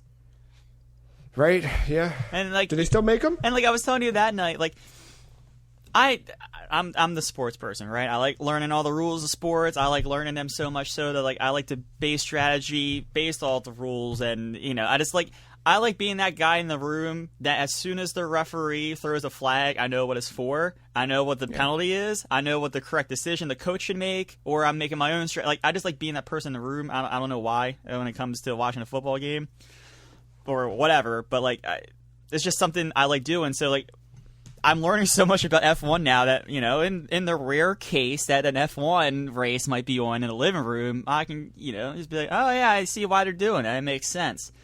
You got the ultra softs on at this part of the race, so that way you can try to go for the long pit, or you can undercut it on a pit, go over the soft tires that last a little bit longer, and try to beat everyone's pit time when they go back to like I get it now,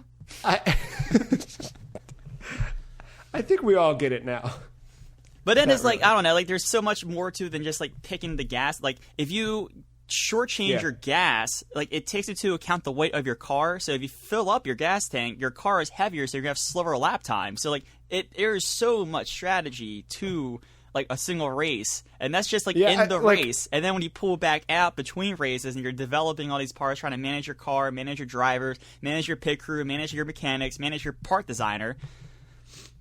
Some of this stuff is registered because I not grew up with, but like my grandfather was way into drag racing, and so was my dad, and still both are. So like some of this stuff is making sense, like heating the tires, making sure that the weight distribution, like optimizing placement of like drag racing is very different than this because it's a quarter mile at a time. Fucking hashtag family, but it's.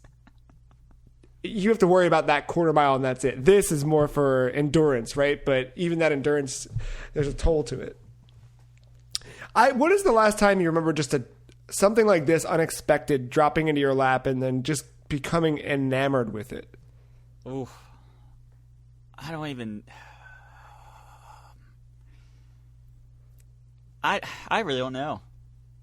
I feel like I played something more recently on my PlayStation the last couple years. Like my first gut says like The Witcher, but like I don't know, like that, I feel like that's a cop out to this question. I feel like there's been some weird stuff that I've just fallen into and played and really liked. I feel like Hearthstone might have been that game. Like I was kind of itching for a card game in college. This just came out. It was free to play, and I just fell into a rabbit hole with that game, where like I played it for like a year and a half.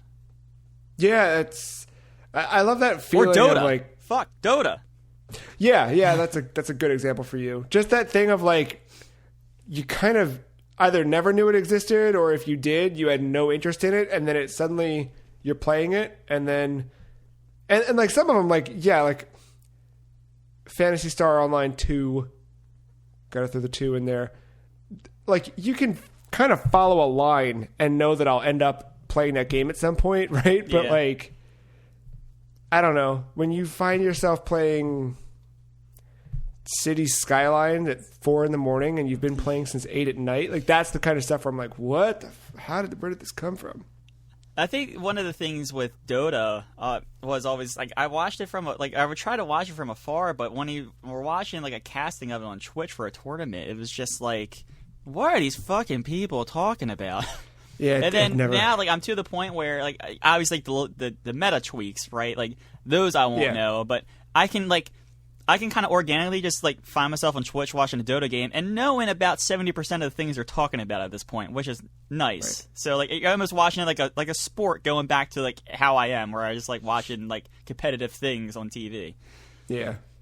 So, like, I don't know. That's probably why I've fallen off the Dota, like, playing cliff so much. Is because now I'm at the point where I can just watch and understand, and I think I get my fill of Dota that way. And the same, Because I know I'm never going to be good. But, if anything, this management game has gotten me more excited, a lot more excited, for the upcoming Riot Esports Manager. I forgot that's a thing. I can't wait. I fucking can't wait for that game.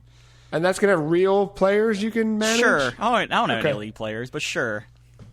But there's an added element of reality to that when they put, So, that's another thing, too. It's very, like I said, the series I'm watching is from, like, when this game first launched, and when you play it now, there's a lot of things they have added and adjusted, and, like, when he's playing it, like, pit crew is not even the thing you have to manage, but in the game now, like, that is a whole new subsystem that you have to manage. Like, you have to manage, like, pit fatigue, like, pit member fatigues, you have to make sure you're revolving them out.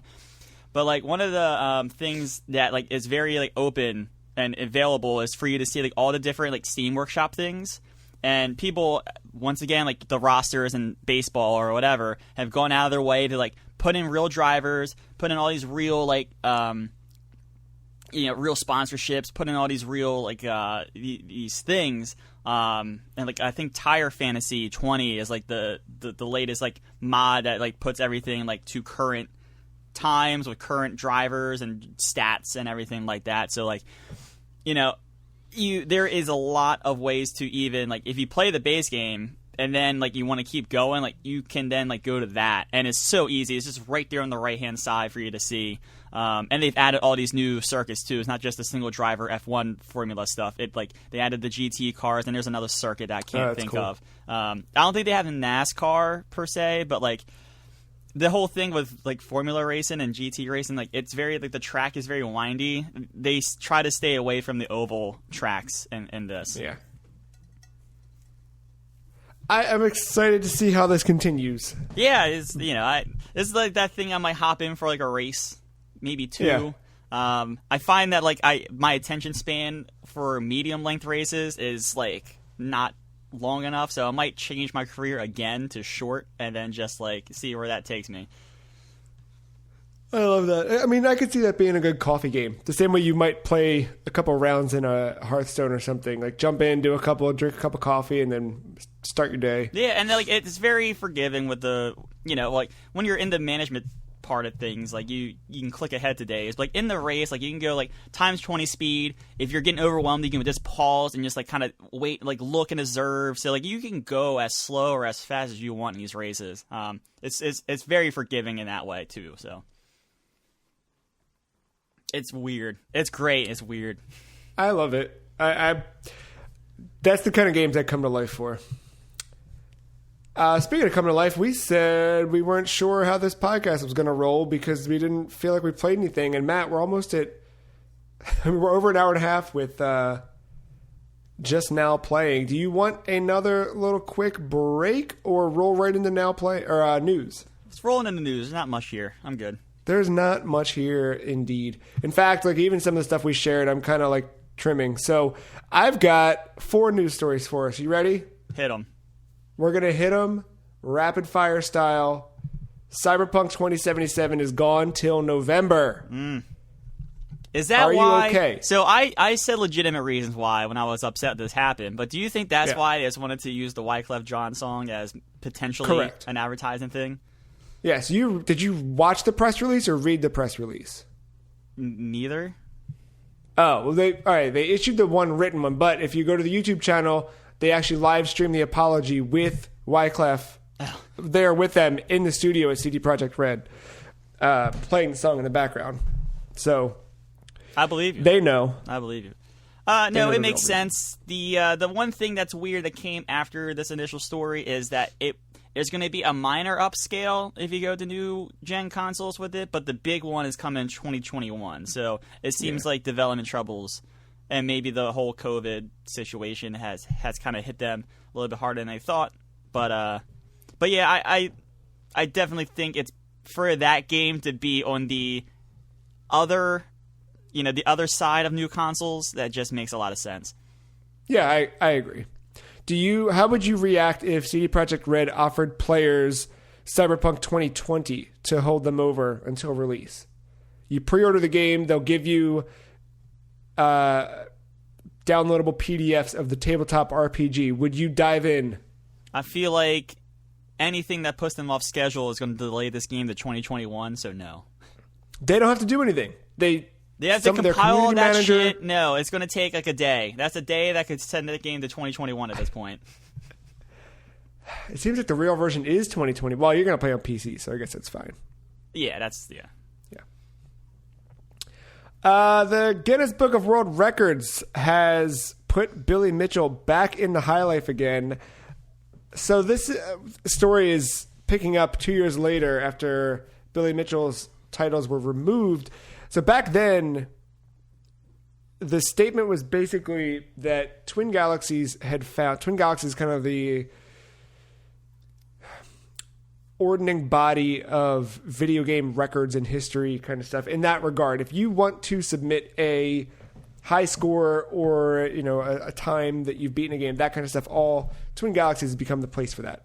And their current Jace Hall is their current owner who bought the organization after it was sold to a third party after Walter Day left in 2010. And they had found that Billy Mitchell they claimed was using an emulsion board inside of an arcade cabinet running MAME. So he was still playing Donkey Kong, and no one's, disputing that he couldn't make these scores, right? That he's not of talent to achieve these high scores.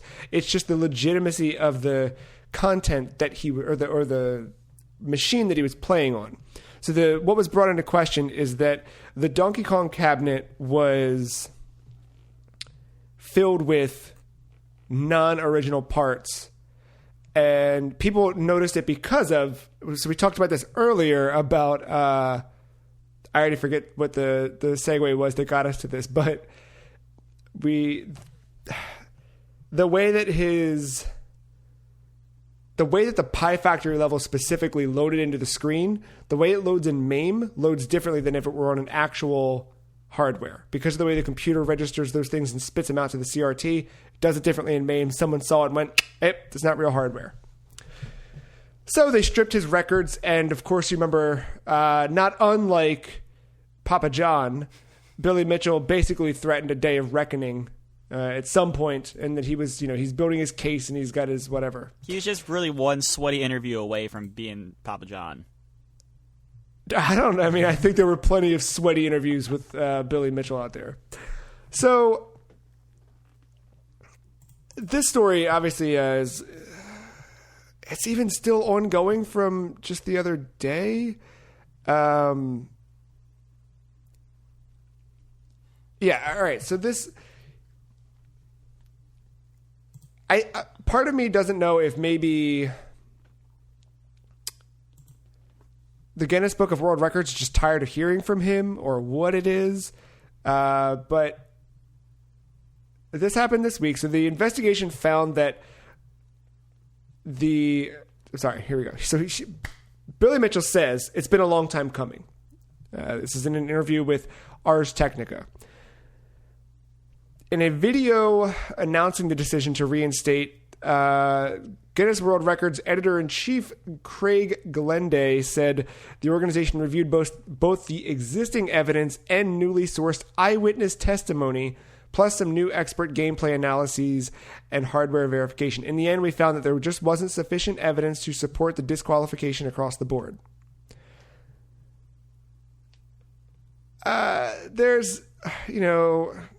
Billy Mitchell says that he still has the original box used to ship the hardware with his name and Nintendo's UPS account number.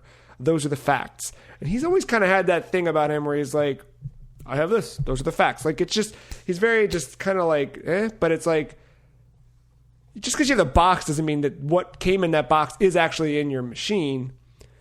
The part here that is strange to me is that, so Walter Day, Twin Galaxies founder, speaks in the Guinness video and says that he's very pleased to see this happen. He had faith that it would turn out this way. All those people who were part of the old days who played the games and saw Billy Mitchell play, they knew that he was completely capable of getting these records, and they also knew there was no MAME capable of being played on back in the golden age. Yes, there was, but we're not in the golden age anymore. We're talking about a record that he submitted recently that was disputed. And because of the fact that it was disputed and that they had found him, this kind of brought into question everything of King of Kong, of the legitimacy of his tapes that he was submitting. And there's a whole other, it's just, God, it's exhausting and infuriating. There's like so much shit about this that's just like, it's like one man's struggle to stay relevant, which is, I get it, right? Like when you have this one thing, but like, man, just make the hot sauce. Just go make the hot sauce, dude. Can't you just be the hot sauce guy and the guy who was in that movie? But because he was vilified, he has to like continue this. In a written statement, Walter Day also cites industry veteran Todd Tuckey in saying that, quote, what Twin Galaxy's new owners assert about Billy Mitchell's score is simply not possible. There has never and will never be an emulsion board that plugs into a Donkey Kong machine. It is simply impossible for anything but legitimate hardware to have been inside Billy Mitchell's machine. Isn't Mark's thing to not believe anyone or not trust anyone with two first names? That's my thing. Oh, got him confused. Yeah. But Todd, that's two first names. Case in point. But that claim that you could never put that into a Donkey Kong machine is fucking type arcade hack into Reddit right now, and there's 35 posts posted this morning of someone saying, "Hey guys, I made a thing." Fucking real original post. Anyway, this is also after Billy Mitchell threatened to sue the Guinness World Records, which Guinness says that this is not in the response to that. He says that he backed down from the lawsuit because it's a lot of back and forth. Ultimately, Twin Galaxies is still doing its own investigation. They are not ruling or siding with Guinness in this. They're not just saying that, okay, well, Guinness said it, so we're good. I don't know, man. And then you got Billy Mitchell's lawsuit against them as well. So right now he's now suing them after. Yeah. So I know this is the part where you probably tell me I need to go watch King of Kong, but I've seen through other measures everything about this story and pretty much like a recap of King of Kong almost, even without watching the movie, and how shady this dude is, and I don't know, all his accounts are just like his eyewitness accounts are just like some dude saying I saw him. That's all. Right, that's all and it is. It's that everything is sketchy about every piece of evidence he's presenting. And when the King of Kong, the thing that always sucked was the big part that's a stab in the fucking heart of that is the one guy does this, submits the score, and Billy Mitchell's like, fuck him, he's lying. How can we prove that if he doesn't play on real hardware right here in where we set the records? Yeah. So the guy upends his whole fucking life to bring his family out and then does it, and then that night, Billy Mitchell sends a fucking VHS tape in, and they go, looks like at 6 p.m., Steve Wiebe did this, but at 6:30, Billy, it's just fuck you, come on. And now this shit, King of Kong came out when I graduated high school. I turned 31 this year. That's where we're at. And this motherfucker is still... You got him upset now. Your blood pressure. I'll tell you who's not upset. Matt is not upset because there's a new Crash Bandicoot game on its way. It's exciting. According to a Taiwanese leak. This is very exciting. Yeah, Crash Bandicoot 4, it's about time. That's a little weird, the 4 thing, but whatever. I think they're just trying to take the success of Insane Trilogy, those being obviously 1, 2, and 3, and just kind of being yeah, we know Wrath and everything kind of past that was eh. So reboot. Was it Toys for Bob? Isn't that the name of the dev? Yeah, Toys for Bob. They've been doing Skylanders mostly and some support work for Activision Studios, but Looks like they're spinning out on their own to make this one. According to the leak, due out October 9th. And likely PS4, Xbox One, PC is what I'm assuming. And then hopefully with the power of the ear pictures from Mark Cerny, it's backwards compatible on PlayStation 5. Well, if it depends on when it gets submitted for cert. There was that story.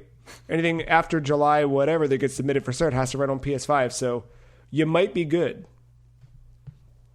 I would like to see Crash Bandicoot make a good comeback. It's the other day.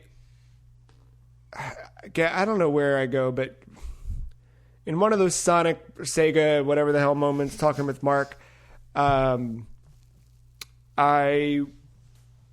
stumbled on an old issue of Next Generation magazine, and the cover of it was side by side. It was I think it was from 95 maybe, and it was Crash, Mario, and Sonic. And I was like, God, dude, like that feeling of just the three icons together. And Crash was new at the time, but he still felt iconic in that way. And then Sonic obviously like fell, right? And Crash disappeared. So it just, I would love to see that kind of come back, swing back around, have a good Crash game. With Knack hanging around. I want Knack. Man. I saw somebody of my friends was playing Knack 2. I saw everybody on PSN was playing Last of Us, and then Knack 2. Good for that guy. Fuck yeah. He's playing the real games. He gets it.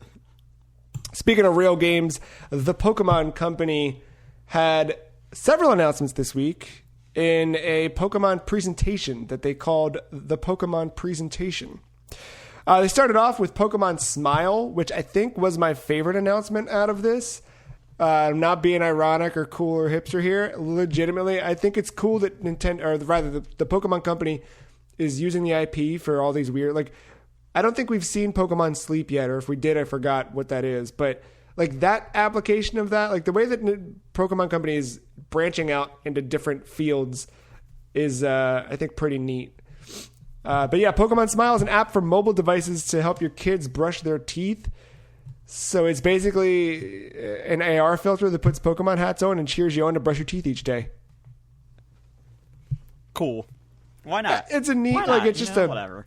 A weird, dumb thing that's, I like seeing when they can do outside of the box things like that. Pokemon Cafe Mix, not so outside of the box. This is a puzzle game that is kind of weird gameplay wise. It's a lot of items on the screen, and then you draw to collect. It's like 30 Pikachu heads, 30 Eevee heads, and 30 Sobble heads, and you have to circle all around the Pikachus and collect all the Pikachu heads, and then they become Pokemon dust, and then it fills up a meter, and you can serve coffee to people. Cool. I don't know. Pokemon Cafe Mix. I missed that one. I missed that one completely. Yeah. It's coming to Switch, iOS, and Android. You kind of link Pokemon together in these puzzles. Link together the Pokemon icons to solve puzzles is how it's written here. And then as you play, you sort of create a cafe full of Pokemon customers. And then you kind of like, I guess, grow or expand your cafe in that way. Seems like a different take on that kind of stuff. Yeah. Right after that, I'm gonna save it for the end. I mean, I'm sure it's already been heard around the world, but we'll hit these quick ones real quick. We know the Isle of Armor came out, the first part of the Pokemon Sword expansion pass, Pokemon Sword and Pokemon Shield expansion pass. Now that's out, and they've added new special max raid battle featuring the mythical Pokemon Zeraora. And as long as 1 million players manage to win this max raid battle while it's available, trainers will receive a shiny Zeraora to add to their team. And then to kind of tie into the expansion pass launch, the Galarian Farfetch'd has now shown up all over the place with this year's digital Pokemon Go Fest. All right. And the last of our Pokemon news for this week, new Pokemon Snap, which is called New Pokemon Snap. Back to this bullshit again. Why do we have to just say new? Just say two. Just say two. Or Pokemon Go, it's about time. Yes. So this one, there's not been a new... I mean, there was only one Pokemon Snap game ever back on Nintendo 64. And I feel like, especially with the 3DS, but the Wii U also, people were like, give us a Pokemon Snap game. And it never happened.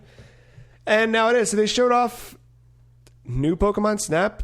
No release date, no anything like that. But it looks really pretty. It's cool because I thought that Pokemon Sword and Pokemon Shield, from what I played, were really good looking visually. I thought they both popped. Well, I only played Sword, but from what I played through, I think it looked really... I think the characters never have looked better, right? Like those high model details, high detail models looked really great on the Switch and they popped. But something about this, because it's on rails and it's not...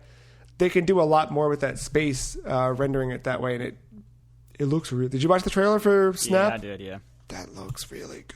I have a bad feeling that it's just going to piss everyone off when it actually comes. Like, everyone's excited now, but then once we start getting nitty-gritty details and people are like, oh, I can't catch I can't take a photo of a Charizard? What the fuck? That's just going to piss everyone off in about a year or so. So, that's cool. I'll probably play it. No, I'll play that one. Where I have no interest in the main games right now anymore. After playing the last one, I was kind of like, eh. But this is cool. This is a nice little thing. And then we have something else coming next week, apparently. At the end of it, Ishihara said the Pokemon Company is hard at work at another big, did he say big or huge project? Large project. He said, and we look forward to telling you more about it. You won't have to wait long next week. So Wednesday this week. Monday we kick off. We get Smash Brothers presentation. So later today, we get to see a look at that ARMS character in Smash. Final guesses at which character it is? You said the final one? Huh? Wait, which ARMS character is going in Smash? I think just the basic one. One of the cover two. I'm of two minds here. I either think that is the answer or all of them is the answer. There's maybe not no all, way. But as palette swaps. But like, can you do? Because I thought they all had their own abilities. Like the abilities, yeah, it's true. They're weird though. Like Ribbon Girl has like an extra jump. It's like little things like that aren't. No, I think you just get one. The two. Yeah. You might get the two cover people as palette swaps, and they might, whatever their different powers are, they'll just meet in the middle. Yeah, you're probably right. Because how would you do Twin Tails, Pigtails? Like you couldn't really swap that out, but. Yeah. Yeah, either way, I'm excited. Looking forward to it. But like, he needs more time than just 24 hours in a day to make all that happen. Yeah, that's true. Especially over the last few months. So we get that Monday, and then Wednesday we have Pokemon Part 2. What's Pokemon your guess? Presents, or are they just saying like that, and it's going to be part of a direct? No, it's Pokemon. Like instead of it calling it a Pokemon Direct, they called it Pokemon Presents. But it'll be its own thing Wednesday. All right. That one, so that's... People have been clamoring for Diamond and Pearl remakes. And speculation immediately shot to that. But Mark sent me a little cha-ching screenshot of Ishihara. And in the background, everything that's kind of there is all relative to Gen 2. So the question is, is it just Let's Go Eevee Pikachu 2 and they remake Gold and Silver this time instead of it remaking Yellow? See, my mind didn't even go there. I was thinking maybe a Pokemon Stadium 3. And then because it's on Switch and your saves are right there from Sword and Shield, it's easier to import your Pokemon. Legitimately, that would get me to re-download Pokemon Sword right now and start grinding out a team. No shit. Like, because I feel like with the expansion pass, to announce a new game that would undercut what they're doing with the expansion pass. Yeah, they're not doing that. It's either going to be a remake, like you said. I could easily see them doing like a Let's Go Gen 2. Let's Go, I don't know. I was about to say Clefairy. I don't know. Fuck it, I don't know. Actually, that would be kind of funny. I would like that because... Clefairy was supposed to be the original mascot. Oh, yeah. Before Pikachu, it was supposed to be Clefairy, and then they pivoted for whatever. I think because of the anime. But yeah. But no, I Pokemon Stadium, I think, makes a lot of sense. especially just with like I think always the issue was having the adapter and going. It was cool when you finally did it, but there was a couple pieces you needed. This just makes too much sense if you want to try to capitalize on that. I think you're right too, because going back and pulling Pokemon Snap forward, the other departure for the series back with Pokemon Snap was Pokemon Stadium. That was the other new idea back then. So if they could pull both of them forward into 2020, I think that'd be neat. And then how's the Vault work on Switch? Is that just built into the games? You'd probably have to use Pokemon Bank or Home. Is that what they call it now? Okay. But I could see them integrating that system into Pokemon Stadium. There's just a lot of things that they're doing that make too much sense for a Pokemon Stadium. All right, well, now I'm going to be upset when it is just Let's Go EV2, but you piqued my interest here. I think that would be cool. And again, I really think that, I think I said it the other week, where the stuff they're doing with this expansion now and then the fall expansion is a departure from what we're used to. Because normally it would have been Sword and Shield last fall, and this fall you would have had armor or helmet or whatever the hell stupid thing they would come up with. And now just doing the expansion is a way to kind of work in the modern day. And yeah, I think if you announce the Diamond and Pearl remakes, I feel like that undercuts what they're putting out this fall. I totally agree. It would have to be something different, like a Let's Go 2, or Stadium. Because they did Stadium 1 and 2 on N64, but there were several on GameCube and one on Wii. So it's not out of the realm of possibility. It's just, when you think of for me, when I think of Stadium, I immediately think of 1 and 2 on N64, right? They just announced Snap, which was a Covenant project so the next thing on 64 was Stadium. Yeah, that'd be the one. Just everything they have done in the last 3 years with all the different services and the bank and the vault. And I know that stuff's been around, but really advertising it going into their last main Pokemon game. It just, I don't know. Everything is just aligning just to make you bring in your Pokemon to Stadium just so much easier. And I think if you could think about bank on how that, epic just that say would be. how easy it is. I think I think that makes too much sense. Oh, that'd be so good. All right, now I was lukewarm for this. You know what I mean? I was all right, I'm curious to see what they announced, but now I'm like, what? Damn, I just got you excited for a Pokemon thing. I can't believe that just happened. I know, I kind of want to go get Pokemon Home now and start transferring everything over from my 3DS games. Look. Someone don't hire me for a marketing job and just I'm don't know, be in charge of synergy. You got a good track there. Well, we've got a good track of this week. We got that stuff this week. There's all this Jeff Keighley stuff coming up that I have no idea. There's some stuff. There's a new game expo this week. We get a Marvel's Avengers War Table. There's too much. I'm never going to be able to watch all this. Is there... Didn't I have that written down? What? Oh, that's what it was. I skipped one of my notes when we talked about the Cyberpunk stuff. Are you just going to play Avengers instead this September? No. All right. No. There is a Cyberpunk event this week, I think still scheduled. Don't know if that got canceled or not. And then, there's stuff. Yeah, I don't know. I mean, this has been weird because it feels like every week there's something now. So, this past week we didn't talk about it, but EA Play, we watched that together. Some of Boy Angel. Oh yeah, when I was putting news together, I was like, we got everything, and I felt like I was forgetting something. Yeah, EA Play happened. And we forgot to talk about it in news, so there you go. There's what happened. And we don't know what it is. I think you said it best when you said that they had the remaster of mobile plan, and then people got pissed, so they had to pivot, and this is the best they came up with. EA's in a spot where they're in a spot financially where they could take a project and pivot or cancel or something in the wake of that, and I think the emphasis of those, the two at the end, talking about how this was commented into existence. I think that speaks to the part of like, yeah, they were doing that Skate 3 mobile remaster that we heard about and said, hey, everyone hates this idea. What if we just did this? And, I think you have to thank Activision Blizzard for that because everyone flipped out about, and I think they knew a similar backlash was going to come if they announced that. Yeah. Well, I think, too, just like optics surrounding both EA and Activision have not been great in the last year.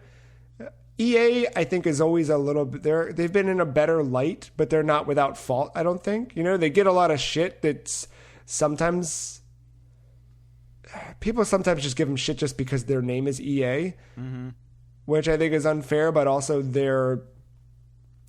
they still invented the loot box. You know what I mean? Like, there's still a part of EA that is EA, and that it's funny. They get the thing about inventing the loot box, but then, like, I don't know, like, I feel like Overwatch is a bigger loot box game than any, like, so, yeah. But also, people don't stream themselves opening Overwatch loot boxes the way they do Ultimate Card Collector. Correct, yeah, that's true. There's whole careers made out of just opening card packs, which is... I probably will get Madden 21. That's, like, the only takeaway, even though... I don't want it. It's just something to play on a PS5. And why do they hate hockey? I don't know because it doesn't sell as well. Show it. But it doesn't sell as well because they put no care into it. I don't know. It's the weirdest thing. That same dude that put me into the rabbit hole about Motorsport, he's the one I was watching play some of the hockey related earlier in the week, and even someone commented or donated with a comment thing, and they were like, NHL 20 feels like a beta, or why does NHL 20 feel like a beta? And he said it best. He was like, everything this gen has felt like a beta. Yeah, I'm excited for this next generation to just make better games, because everything this gen just feels like everything's a live game, everything's a service, that's been the worst part about this, and that's been the part where I find myself regressing to play. Talk about having the Sega itch. Like, I keep going back and just playing old shit like that because there was a beginning and an end to it. There wasn't like... Well, look, if you buy a Dreamcast, I will send you money to buy NFL 2K because I want to go back and play that. I never played on hardware. That was... So, I looked at it. They had the thing complete in box for $80. And I was like, all right, well, I got to obviously get a game for it, right? And I'm scrolling through the list. NFL 2K, $1.99. I was like, all right, well, I can't not get that. So you don't have to send me money.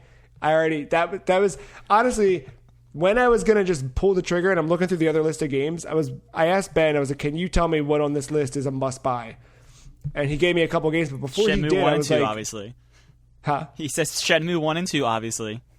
I don't think it was on the list, surprisingly. Oh wow! Of what they had in stock at the store, but yeah, they had that for $2, and I was like, I mean, I can't not buy that. That's got to be the first one. So. When I buy a Dreamcast, I will at least have NFL 2K. Dope. I'll buy the second controller then, so we can play. Boom. Perfect. Plans for the week? The Last of Us. I'm going to try to put a major dent in it. Maybe even try to beat it this week, just to clear it out. Yeah, I get it. It's the hot thing. Despite my negative thoughts about it, that's the game I still want to play at the very moment.